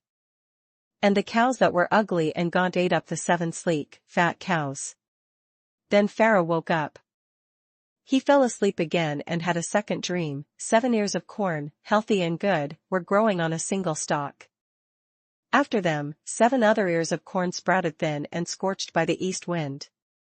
The thin ears of corn swallowed up the 7 healthy, full ears. Then Pharaoh woke up. It had been a dream. In the morning his mind was troubled, so he sent for all the magicians and wise men of Egypt. Pharaoh told them his dreams, but no one could interpret them for him. Then the chief cupbearer said to Pharaoh, "Today I am reminded of my shortcomings. Pharaoh was once angry with his servants, and he imprisoned me and the chief baker in the house of the captain of the guard. Each of us had a dream the same night, and each dream had a meaning of its own. Now a young Hebrew was there with us, a servant of the captain of the guard. We told him our dreams, and he interpreted them for us, giving each man the interpretation of his dream. And things turned out exactly as he interpreted them to us. I was restored to my position, and the other man was hanged." So Pharaoh sent for Joseph, and he was quickly brought from the dungeon. When he had shaved and changed his clothes, he came before Pharaoh. Pharaoh said to Joseph, "I had a dream, and no one can interpret it. But I have heard it said of you that when you hear a dream you can interpret it." "I cannot do it," Joseph replied to Pharaoh, "but God will give Pharaoh the answer he desires." Then Pharaoh said to Joseph, "In my dream I was standing on the bank of the Nile. When out of the river there came up 7 cows, fat and sleek, and they grazed among the reeds. After them, 7 other cows came up scrawny and very ugly and lean. I had never seen such ugly cows in all the land of Egypt. The lean, ugly cows ate up the 7 fat cows that came up first. But even after they ate them, no one could tell that they had done so. They looked just as ugly as before. Then I woke up. In my dreams I also saw 7 ears of corn, full and good, growing on a single stalk. After them, 7 other ears sprouted withered and thin and scorched by the east wind. The thin ears of corn swallowed up the 7 good ears. I told this to the magicians, but none could explain it to me." Then Joseph said to Pharaoh, "The dreams of Pharaoh are one and the same. God has revealed to Pharaoh what he is about to do. The 7 good cows are 7 years, and the 7 good ears of corn are 7 years, it is one and the same dream. The 7 lean, ugly cows that came up afterwards are 7 years, and so are the 7 worthless ears of corn scorched by the east wind, they are 7 years of famine. It is just as I said to Pharaoh, God has shown Pharaoh what he is about to do. 7 years of great abundance are coming throughout the land of Egypt. But 7 years of famine will follow them. Then all the abundance in Egypt will be forgotten, and the famine will ravage the land. The abundance in the land will not be remembered, because the famine that follows it will be so severe." The reason the dream was given to Pharaoh in 2 forms is that the matter has been firmly decided by God, and God will do it soon. And now let Pharaoh look for a discerning and wise man and put him in charge of the land of Egypt. Let Pharaoh appoint commissioners over the land to take 1/5 of the harvest of Egypt during the 7 years of abundance. They should collect all the food of these good years that are coming and store up the grain under the authority of Pharaoh, to be kept in the cities for food. This food should be held in reserve for the country, to be used during the 7 years of famine that will come upon Egypt, so that the country may not be ruined by the famine. The plan seemed good to Pharaoh and to all his officials. So Pharaoh asked them, "Can we find anyone like this man, one in whom is the Spirit of God?" Then Pharaoh said to Joseph, "Since God has made all this known to you, there is no one so discerning and wise as you. You shall be in charge of my palace, and all my people are to submit to your orders. Only with respect to the throne will I be greater than you." So Pharaoh said to Joseph, "I hereby put you in charge of the whole land of Egypt." Then Pharaoh took his signet ring from his finger and put it on Joseph's finger. He dressed him in robes of fine linen and put a gold chain around his neck. He had him ride in a chariot as his second in command, and men shouted before him, "Make way." Thus he put him in charge of the whole land of Egypt. Then Pharaoh said to Joseph, "I am Pharaoh, but without your word no one will lift hand or foot in all Egypt." Pharaoh gave Joseph the name Zaphenath-Paneah and gave him Asenath daughter of Potipharah, priest of On, to be his wife. And Joseph went throughout the land of Egypt. Joseph was 30 years old when he entered the service of Pharaoh king of Egypt. And Joseph went out from Pharaoh's presence and traveled throughout Egypt. During the 7 years of abundance the land produced plentifully. Joseph collected all the food produced in those 7 years of abundance in Egypt and stored it in the cities. In each city he put the food grown in the fields surrounding it. Joseph stored up huge quantities of grain, like the sand of the sea. It was so much that he stopped keeping records because it was beyond measure.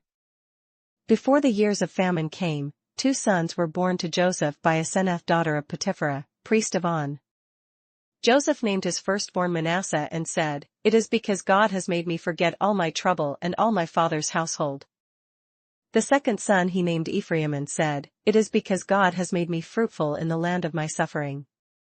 The 7 years of abundance in Egypt came to an end.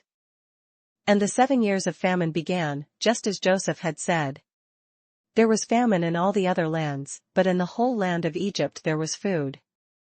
When all Egypt began to feel the famine, the people cried to Pharaoh for food.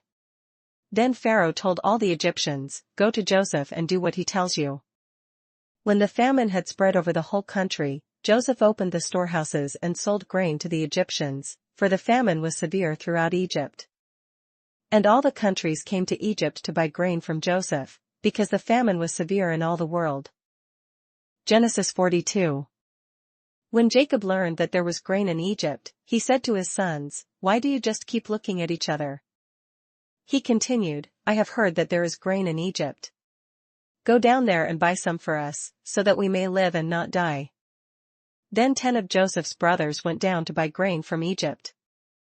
But Jacob did not send Benjamin, Joseph's brother, with the others, because he was afraid that harm might come to him.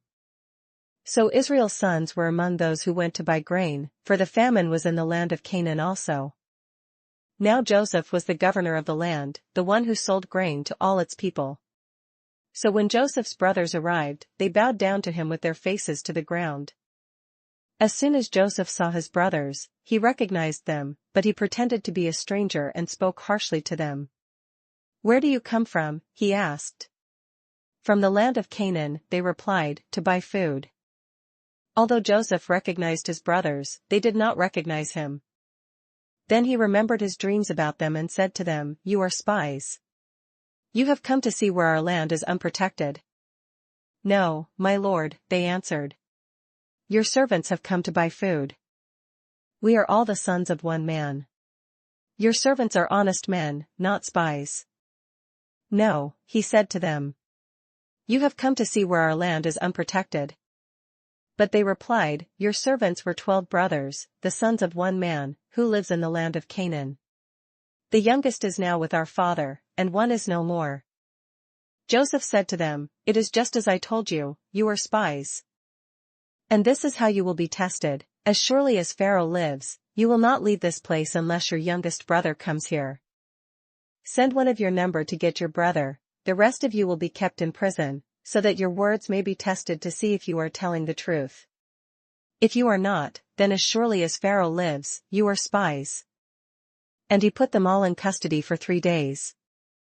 On the 3rd day, Joseph said to them, "Do this and you will live, for I fear God. If you are honest men, let one of your brothers stay here in prison, while the rest of you go and take grain back for your starving households.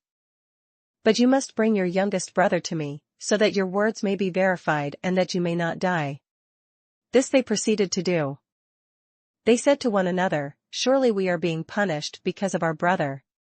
We saw how distressed he was when he pleaded with us for his life, but we would not listen. That's why this distress has come upon us."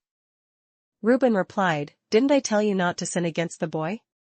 But you wouldn't listen. Now we must give an accounting for his blood." They did not realize that Joseph could understand them, since he was using an interpreter.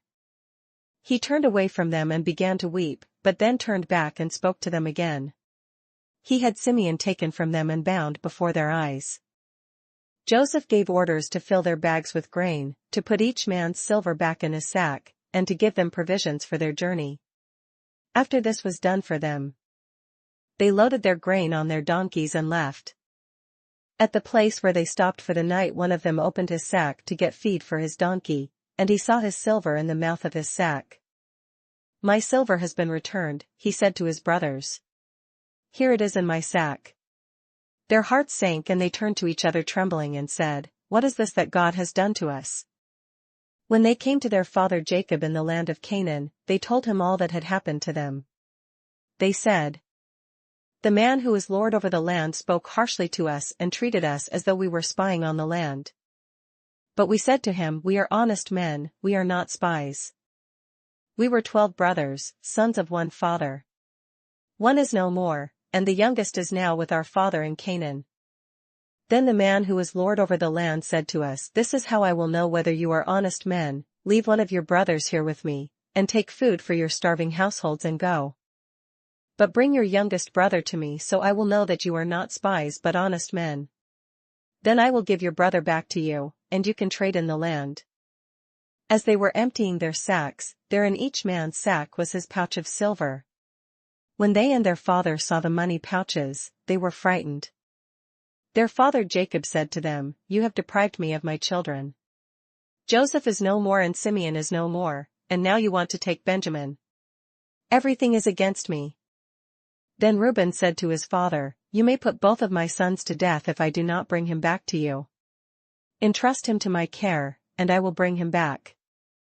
But Jacob said, 'My son will not go down there with you, his brother is dead and he is the only one left. If harm comes to him on the journey you are taking, you will bring my gray head down to the grave in sorrow.'" Genesis 43. Now the famine was still severe in the land. So when they had eaten all the grain they had brought from Egypt, their father said to them, "Go back and buy us a little more food." But Judah said to him, "The man warned us solemnly, 'You will not see my face again unless your brother is with you. If you will send our brother along with us, we will go down and buy food for you. But if you will not send him, we will not go down, because the man said to us, "You will not see my face again unless your brother is with you."" Israel asked, "Why did you bring this trouble on me by telling the man you had another brother?" They replied, "The man questioned us closely about ourselves and our family. 'Is your father still living?' He asked us, 'Do you have another brother?' We simply answered his questions. How were we to know he would say, 'Bring your brother down here'?" Then Judah said to Israel his father, "Send the boy along with me and we will go at once, so that we and you and our children may live and not die. I myself will guarantee his safety, you can hold me personally responsible for him. If I do not bring him back to you and set him here before you, I will bear the blame before you all my life. As it is, if we had not delayed, we could have gone and returned twice." Then their father Israel said to them, "If it must be, then do this. Put some of the best products of the land in your bags and take them down to the man as a gift, a little balm and a little honey, some spices and myrrh, some pistachio nuts and almonds. Take double the amount of silver with you, for you must return the silver that was put back into the mouths of your sacks. Perhaps it was a mistake. Take your brother also and go back to the man at once. And may God Almighty grant you mercy before the man so that he will let your other brother and Benjamin come back with you. As for me, if I am bereaved, I am bereaved." So the men took the gifts and double the amount of silver, and Benjamin also. They hurried down to Egypt and presented themselves to Joseph. When Joseph saw Benjamin with them, he said to the steward of his house, "Take these men to my house, slaughter an animal and prepare dinner, they are to eat with me at noon." The man did as Joseph told him and took the men to Joseph's house. Now the men were frightened when they were taken to his house. They thought, "We were brought here because of the silver that was put back into our sacks the first time. He wants to attack us and overpower us and seize us as slaves and take our donkeys." So they went up to Joseph's steward and spoke to him at the entrance to the house. "Please, sir," they said, "we came down here the first time to buy food. But at the place where we stopped for the night we opened our sacks and each of us found his silver the exact weight in the mouth of his sack. So we have brought it back with us. We have also brought additional silver with us to buy food. We don't know who put our silver in our sacks." "It's all right," he said. "Don't be afraid. Your God, the God of your father, has given you treasure in your sacks. I received your silver." Then he brought Simeon out to them. The steward took the men into Joseph's house, gave them water to wash their feet and provided fodder for their donkeys. They prepared their gifts for Joseph's arrival at noon, because they had heard that they were to eat there. When Joseph came home, they presented to him the gifts they had brought into the house, and they bowed down before him to the ground. He asked them how they were, and then he said, "How is your aged father you told me about? Is he still living?" They replied, "Your servant our father is still alive and well." And they bowed low to pay him honor. As he looked about and saw his brother Benjamin, his own mother's son, he asked, "Is this your youngest brother, the one you told me about?" And he said, "God be gracious to you, my son." Deeply moved at the sight of his brother, Joseph hurried out and looked for a place to weep. He went into his private room and wept there. After he had washed his face, he came out and, controlling himself, said, "Serve the food." They served him by himself, the brothers by themselves, and the Egyptians who ate with him by themselves, because Egyptians could not eat with Hebrews, for that is detestable to Egyptians. The men had been seated before him in the order of their ages, from the firstborn to the youngest, and they looked at each other in astonishment. When portions were served to them from Joseph's table, Benjamin's portion was 5 times as much as anyone else's. So they feasted and drank freely with him. Genesis 44. Now Joseph gave these instructions to the steward of his house: "Fill the men's sacks with as much food as they can carry, and put each man's silver in the mouth of his sack. Then put my cup, the silver one, in the mouth of the youngest one's sack, along with the silver for his grain." And he did as Joseph said. As morning dawned, the men were sent on their way with their donkeys. They had not gone far from the city when Joseph said to his steward, "Go after those men at once, and when you catch up with them, say to them, 'Why have you repaid good with evil? Isn't this the cup my master drinks from and also uses for divination? This is a wicked thing you have done.'" When he caught up with them, he repeated these words to them. But they said to him, "Why does my lord say such things? Far be it from your servants to do anything like that. We even brought back to you from the land of Canaan the silver we found inside the mouths of our sacks. So why would we steal silver or gold from your master's house? If any of your servants is found to have it, he will die, and the rest of us will become my lord's slaves." "Very well, then," he said, "let it be as you say. Whoever is found to have it will become my slave, the rest of you will be free from blame." Each of them quickly lowered his sack to the ground and opened it. Then the steward proceeded to search, beginning with the oldest and ending with the youngest. And the cup was found in Benjamin's sack. At this, they tore their clothes. Then they all loaded their donkeys and returned to the city. Joseph was still in the house when Judah and his brothers came in, and they threw themselves to the ground before him. Joseph said to them, "What is this you have done? Don't you know that a man like me can find things out by divination? What can we say to my lord?" Judah replied, "What can we say? How can we prove our innocence? God has uncovered your servant's guilt. We are now my lord's slaves, we ourselves, and the one who was found to have the cup." But Joseph said, "Far be it from me to do such a thing. Only the man who was found to have the cup will become my slave. The rest of you, go back to your father in peace." Then Judah went up to him and said, "Please, my lord, let your servant speak a word to my lord. Do not be angry with your servant, though you are equal to Pharaoh himself." My lord asked his servants, "Do you have a father or a brother?" And we answered, "We have an aged father, and there is a young son born to him in his old age. His brother is dead, and he is the only one of his mother's sons left, and his father loves him. Then you said to your servants, 'Bring him down to me so I can see him for myself.'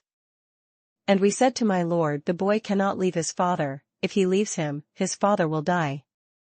But you told your servants, 'Unless your youngest brother comes down with you, you will not see my face again.' When we went back to your servant my father, we told him what my lord had said. Then our father said, 'Go back and buy a little more food.' But we said, 'We cannot go down. Only if our youngest brother is with us will we go. We cannot see the man's face unless our youngest brother is with us.' Your servant my father said to us, 'You know that my wife bore me 2 sons. One of them went away from me, and I said, "He has surely been torn to pieces." And I have not seen him since. If you take this one from me too and harm comes to him, you will bring my gray head down to the grave in misery. So now, if the boy is not with us when I go back to your servant my father, and if my father, whose life is closely bound up with the boy's life, sees that the boy isn't there, he will die. Your servants will bring the gray head of our father down to the grave in sorrow. Your servant guaranteed the boy's safety to my father. I said, if I do not bring him back to you, I will bear the blame before you, my father, all my life. Now then, please let your servant remain here as my lord's slave in place of the boy, and let the boy return with his brothers. How can I go back to my father if the boy is not with me? No. Do not let me see the misery that would come upon my father. Genesis 45. Then Joseph could no longer control himself before all his attendants, and he cried out, "Make everyone leave my presence." So there was no one with Joseph when he made himself known to his brothers. And he wept so loudly that the Egyptians heard him, and Pharaoh's household heard about it. Joseph said to his brothers, "I am Joseph. Is my father still living?" But his brothers were not able to answer him, because they were terrified at his presence. Then Joseph said to his brothers, "Come close to me." When they had done so, he said, "I am your brother Joseph, the one you sold into Egypt.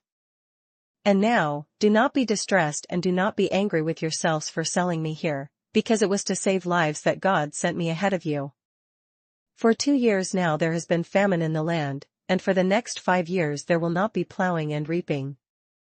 But God sent me ahead of you to preserve for you a remnant on earth and to save your lives by a great deliverance. So then, it was not you who sent me here, but God. He made me father to Pharaoh, lord of his entire household and ruler of all Egypt. Now hurry back to my father and say to him, 'This is what your son Joseph says, God has made me lord of all Egypt. Come down to me, don't delay. You shall live in the region of Goshen and be near me, you, your children and grandchildren, your flocks and herds, and all you have. I will provide for you there, because 5 years of famine are still to come. Otherwise you and your household and all who belong to you will become destitute.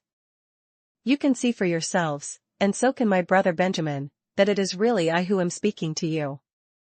Tell my father about all the honor accorded me in Egypt and about everything you have seen. And bring my father down here quickly." Then he threw his arms around his brother Benjamin and wept, and Benjamin embraced him, weeping. And he kissed all his brothers and wept over them. Afterwards his brothers talked with him. When the news reached Pharaoh's palace that Joseph's brothers had come, Pharaoh and all his officials were pleased. Pharaoh said to Joseph, "Tell your brothers, do this, load your animals and return to the land of Canaan. And bring your father and your families back to me. I will give you the best of the land of Egypt and you can enjoy the fat of the land." You are also directed to tell them, "Do this, take some carts from Egypt for your children and your wives, and get your father and come. Never mind about your belongings, because the best of all Egypt will be yours." So the sons of Israel did this. Joseph gave them carts, as Pharaoh had commanded, and he also gave them provisions for their journey. To each of them he gave new clothing, but to Benjamin he gave 300 shekels of silver and 5 sets of clothes. And this is what he sent to his father: 10 donkeys loaded with the best things of Egypt, and 10 female donkeys loaded with grain and bread and other provisions for his journey. Then he sent his brothers away, and as they were leaving he said to them, "Don't quarrel on the way." So they went up out of Egypt and came to their father Jacob in the land of Canaan. They told him, "Joseph is still alive. In fact, he is ruler of all Egypt." Jacob was stunned, he did not believe them. But when they told him everything Joseph had said to them, and when he saw the carts Joseph had sent to carry him back, the spirit of their father Jacob revived. And Israel said, "I'm convinced. My son Joseph is still alive. I will go and see him before I die." Genesis 46.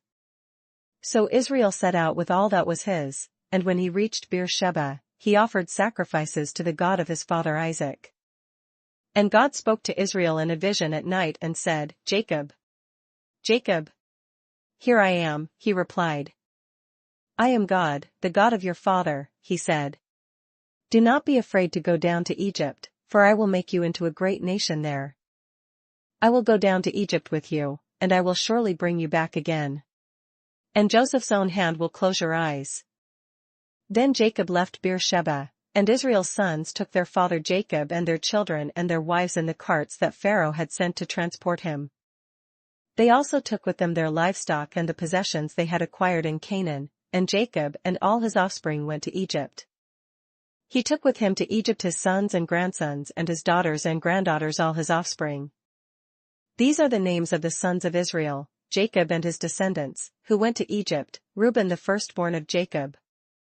The sons of Reuben: Hanok, Palu, Hezron and Carmi. The sons of Simeon: Jemuel, Jamin, Ohad, Jachin, Zohar and Shaul the son of a Canaanite woman. The sons of Levi: Gershon, Kohath and Merari. The sons of Judah: Er, Onan, Shelah, Perez and Zerah, but Er and Onan had died in the land of Canaan. The sons of Perez: Hezron and Hamel. The sons of Issachar: Tola, Pua, Jashub and Shimron. The sons of Zebulun: Sered, Elon and Yaleel. These were the sons Leah bore to Jacob in Paddan Aram, besides his daughter Dinah. These sons and daughters of his were 33 in all. The sons of Gad: Zephon, Hagi, Shuni, Esben, Eri, Arodi and Areli. The sons of Asher: Imnah, Ishva, Ishvi and Beriah. Their sister was Sarah. The sons of Beriah: Heber and Malchiel. These were the children born to Jacob by Zilpah, whom Laban had given to his daughter Leah, 16 in all. The sons of Jacob's wife Rachel: Joseph and Benjamin. In Egypt, Manasseh and Ephraim were born to Joseph by Asenath, daughter of Potipharah, priest of On. The sons of Benjamin: Bela, Becher, Ashbel, Gera, Naaman, Ahi, Rosh, Muppim, Huppim and Ard. These were the sons of Rachel who were born to Jacob, 14 in all. The son of Dan: Hushim. The sons of Naphtali: Jahziel, Guni, Jezer and Shillem. These were the sons born to Jacob by Bilhah, whom Laban had given to his daughter Rachel, 7 in all. All those who went to Egypt with Jacob, those who were his direct descendants, not counting his sons' wives, numbered 66 persons. With the 2 sons who had been born to Joseph in Egypt, the members of Jacob's family, which went to Egypt, were 70 in all. Now Jacob sent Judah ahead of him to Joseph to get directions to Goshen. When they arrived in the region of Goshen, Joseph had his chariot made ready and went to Goshen to meet his father Israel. As soon as Joseph appeared before him, he threw his arms around his father and wept for a long time. Israel said to Joseph, "Now I am ready to die, since I have seen for myself that you are still alive." Then Joseph said to his brothers and to his father's household, "I will go up and speak to Pharaoh and will say to him, my brothers and my father's household, who were living in the land of Canaan, have come to me. The men are shepherds, they tend livestock, and they have brought along their flocks and herds and everything they own. When Pharaoh calls you in and asks, 'What is your occupation?' you should answer, 'Your servants have tended livestock from our boyhood on, just as our fathers did.' Then you will be allowed to settle in the region of Goshen, for all shepherds are detestable to the Egyptians." Genesis 47. Joseph went and told Pharaoh, "My father and brothers, with their flocks and herds and everything they own, have come from the land of Canaan and are now in Goshen." He chose 5 of his brothers and presented them before Pharaoh. Pharaoh asked the brothers, "What is your occupation?" "Your servants are shepherds," they replied to Pharaoh, "just as our fathers were." They also said to him, "We have come to live here a while, because the famine is severe in Canaan and your servants' flocks have no pasture. So now, please let your servants settle in Goshen." Pharaoh said to Joseph, "Your father and your brothers have come to you. And the land of Egypt is before you, settle your father and your brothers in the best part of the land. Let them live in Goshen. And if you know of any among them with special ability, put them in charge of my own livestock." Then Joseph brought his father Jacob in and presented him before Pharaoh. After Jacob blessed Pharaoh, Pharaoh asked him, "How old are you?"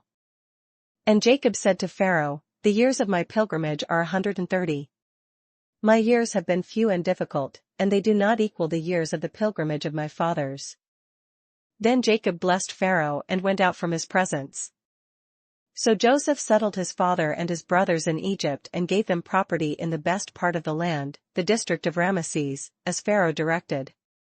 Joseph also provided his father and his brothers and all his father's household with food, according to the number of their children. There was no food, however, in the whole region because the famine was severe. Both Egypt and Canaan wasted away because of the famine. Joseph collected all the money that was to be found in Egypt and Canaan in payment for the grain they were buying, and he brought it to Pharaoh's palace. When the money of the people of Egypt and Canaan was gone, all Egypt came to Joseph and said, "Give us food. Why should we die before your eyes? Our money is used up." "Then bring your livestock," said Joseph. "I will sell you food in exchange for your livestock, since your money is gone." So they brought their livestock to Joseph, and he gave them food in exchange for their horses, their sheep and goats, their cattle and donkeys. And he brought them through that year with food in exchange for all their livestock. When that year was over, they came to him the following year and said, "We cannot hide from our lord the fact that since our money is gone and our livestock belongs to you, there is nothing left for our lord except our bodies and our land. Why should we perish before your eyes, we and our land as well? Buy us and our land in exchange for food, and we with our land will be in bondage to Pharaoh. Give us seed so that we may live and not die, and that the land may not become desolate." So Joseph bought all the land in Egypt for Pharaoh. The Egyptians, one and all, sold their fields, because the famine was too severe for them. The land became Pharaoh's. And Joseph reduced the people to servitude, from one end of Egypt to the other. However, he did not buy the land of the priests, because they received a regular allotment from Pharaoh and had food enough from the allotment Pharaoh gave them. That is why they did not sell their land. Joseph said to the people, "Now that I have bought you and your land today for Pharaoh, here is seed for you so you can plant the ground. But when the crop comes in, give a fifth of it to Pharaoh. The other 4/5 you may keep as seed for the fields and as food for yourselves and your households and your children." "You have saved our lives," they said. "May we find favor in the eyes of our Lord, we will be in bondage to Pharaoh." So Joseph established it as a law concerning land in Egypt still in force today that a fifth of the produce belongs to Pharaoh. It was only the land of the priests that did not become Pharaoh's. Now the Israelites settled in Egypt in the region of Goshen. They acquired property there and were fruitful and increased greatly in number. Jacob lived in Egypt 17 years, and the years of his life were 147. When the time drew near for Israel to die, he called for his son Joseph and said to him, "If I have found favor in your eyes, put your hand under my thigh and promise that you will show me kindness and faithfulness. Do not bury me in Egypt. But when I rest with my fathers, carry me out of Egypt and bury me where they are buried." "I will do as you say," he said. "Swear to me," he said. Then Joseph swore to him, and Israel worshipped as he leaned on the top of his staff. Genesis 48. Some time later Joseph was told, "Your father is ill." So he took his 2 sons Manasseh and Ephraim along with him. When Jacob was told, "Your son Joseph has come to you," Israel rallied his strength and sat up on the bed. Jacob said to Joseph, "God Almighty appeared to me at Luz in the land of Canaan, and there he blessed me. And said to me, I am going to make you fruitful and will increase your numbers. I will make you a community of peoples, and I will give this land as an everlasting possession to your descendants after you. Now then, your 2 sons born to you in Egypt before I came to you here will be reckoned as mine, Ephraim and Manasseh will be mine, just as Reuben and Simeon are mine. Any children born to you after them will be yours, in the territory they inherit they will be reckoned under the names of their brothers. As I was returning from Paddan, to my sorrow Rachel died in the land of Canaan while we were still on the way, a little distance from Ephrath. So I buried her there beside the road to Ephrath, that is, Bethlehem. When Israel saw the sons of Joseph, he asked, Who are these? They are the sons God has given me here, Joseph said to his father. Then Israel said, Bring them to me so that I may bless them. Now Israel's eyes were failing because of old age, and he could hardly see. So Joseph brought his sons close to him, and his father kissed them and embraced them. Israel said to Joseph, I never expected to see your face again, and now God has allowed me to see your children too." Then Joseph removed them from Israel's knees and bowed down with his face to the ground. And Joseph took both of them, Ephraim on his right towards Israel's left hand and Manasseh on his left towards Israel's right hand, and brought them close to him.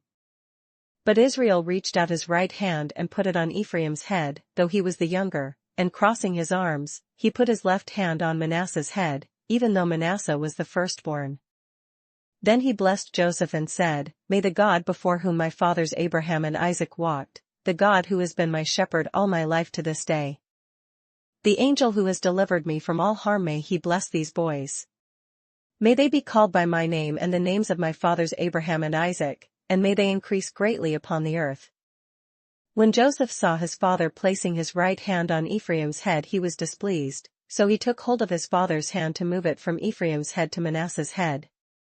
Joseph said to him, "No, my father, this one is the firstborn, put your right hand on his head." But his father refused and said, "I know, my son, I know. He too will become a people, and he too will become great. Nevertheless, his younger brother will be greater than he, and his descendants will become a group of nations." He blessed them that day and said, "In your name will Israel pronounce this blessing, may God make you like Ephraim and Manasseh." So he put Ephraim ahead of Manasseh. Then Israel said to Joseph, "I am about to die, but God will be with you and take you back to the land of your fathers. And to you, as one who is over your brothers, I give the ridge of land I took from the Amorites with my sword and my bow." Genesis 49. Then Jacob called for his sons and said, "Gather round so that I can tell you what will happen to you in days to come. Assemble and listen, sons of Jacob, listen to your father Israel. Reuben, you are my firstborn, my might, the first sign of my strength, excelling in honor, excelling in power. Turbulent as the waters, you will no longer excel, for you went up onto your father's bed, onto my couch and defiled it. Simeon and Levi are brothers, their swords are weapons of violence. Let me not enter their council, let me not join their assembly, for they have killed men in their anger and hamstrung oxen as they pleased. Cursed be their anger, so fierce, and their fury, so cruel. I will scatter them in Jacob and disperse them in Israel. Judah, your brothers will praise you, your hand will be on the neck of your enemies, your father's sons will bow down to you. You are a lion's cub, O Judah, you return from the prey, my son. Like a lion he crouches and lies down, like a lioness who dares to rouse him. The scepter will not depart from Judah, nor the ruler's staff from between his feet, until he comes to whom it belongs, and the obedience of the nations is his. He will tether his donkey to a vine, his colt to the choicest branch, he will wash his garments in wine, his robes in the blood of grapes. His eyes will be darker than wine, his teeth whiter than milk. Zebulun will live by the seashore and become a haven for ships, his border will extend towards Sidon. Issachar is a scrawny donkey lying down between two saddlebags. When he sees how good is his resting place and how pleasant is his land, he will bend his shoulder to the burden and submit to forced labor. Dan will provide justice for his people as one of the tribes of Israel. Dan will be a serpent by the roadside, a viper along the path, that bites the horse's heels so that its rider tumbles backwards. I look for your deliverance, O Lord. Gad will be attacked by a band of raiders, but he will attack them at their heels. Asher's food will be rich, he will provide delicacies fit for a king. Naphtali is a doe set free that bears beautiful fawns. Joseph is a fruitful vine near a spring, whose branches climb over a wall. With bitterness archers attacked him, they shot at him with hostility. But his bow remained steady, his strong arm stayed supple, because of the hand of the mighty one of Jacob, because of the shepherd, the rock of Israel. Because of your father's God, who helps you, because of the Almighty, who blesses you with blessings of the heavens above, blessings of the deep that lies below, blessings of the breast and womb. Your father's blessings are greater than the blessings of the ancient mountains, than the bounty of the age-old hills. Let all these rest on the head of Joseph, on the brow of the prince among his brothers. Benjamin is a ravenous wolf, in the morning he devours the prey, in the evening he divides the plunder. All these are the 12 tribes of Israel, and this is what their father said to them when he blessed them, giving each the blessing appropriate to him. Then he gave them these instructions: I am about to be gathered to my people. Bury me with my fathers in the cave in the field of Ephron the Hittite. The cave in the field of Machpelah, near Mamre in Canaan, which Abraham bought as a burial place from Ephron the Hittite, along with the field. There Abraham and his wife Sarah were buried, there Isaac and his wife Rebekah were buried, and there I buried Leah. The field and the cave in it were bought from the Hittites. When Jacob had finished giving instructions to his sons, he drew his feet up into the bed, breathed his last and was gathered to his people. Genesis 50. Joseph threw himself upon his father and wept over him and kissed him. Then Joseph directed the physicians in his service to embalm his father Israel. So the physicians embalmed him, taking a full 40 days, for that was the time required for embalming. And the Egyptians mourned for him 70 days. When the days of mourning had passed, Joseph said to Pharaoh's court, If I have found favor in your eyes, speak to Pharaoh for me. Tell him, my father made me swear an oath and said, I am about to die, bury me in the tomb I dug for myself in the land of Canaan. Now let me go up and bury my father, then I will return. Pharaoh said, Go up and bury your father, as he made you swear to do. So Joseph went up to bury his father. All Pharaoh's officials accompanied him, the dignitaries of his court and all the dignitaries of Egypt. Besides all the members of Joseph's household and his brothers and those belonging to his father's household. Only their children and their flocks and herds were left in Goshen. Chariots and horsemen also went up with him. It was a very large company. When they reached the threshing floor of Atad, near the Jordan, they lamented loudly and bitterly, and there Joseph observed a 7-day period of mourning for his father. When the Canaanites who lived there saw the mourning at the threshing floor of Atad, they said, The Egyptians are holding a solemn ceremony of mourning. That is why that place near the Jordan is called Abel Mizraim. So Jacob's sons did as he had commanded them.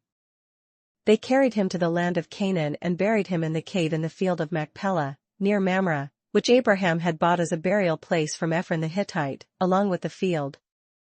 After burying his father, Joseph returned to Egypt, together with his brothers and all the others who had gone with him to bury his father.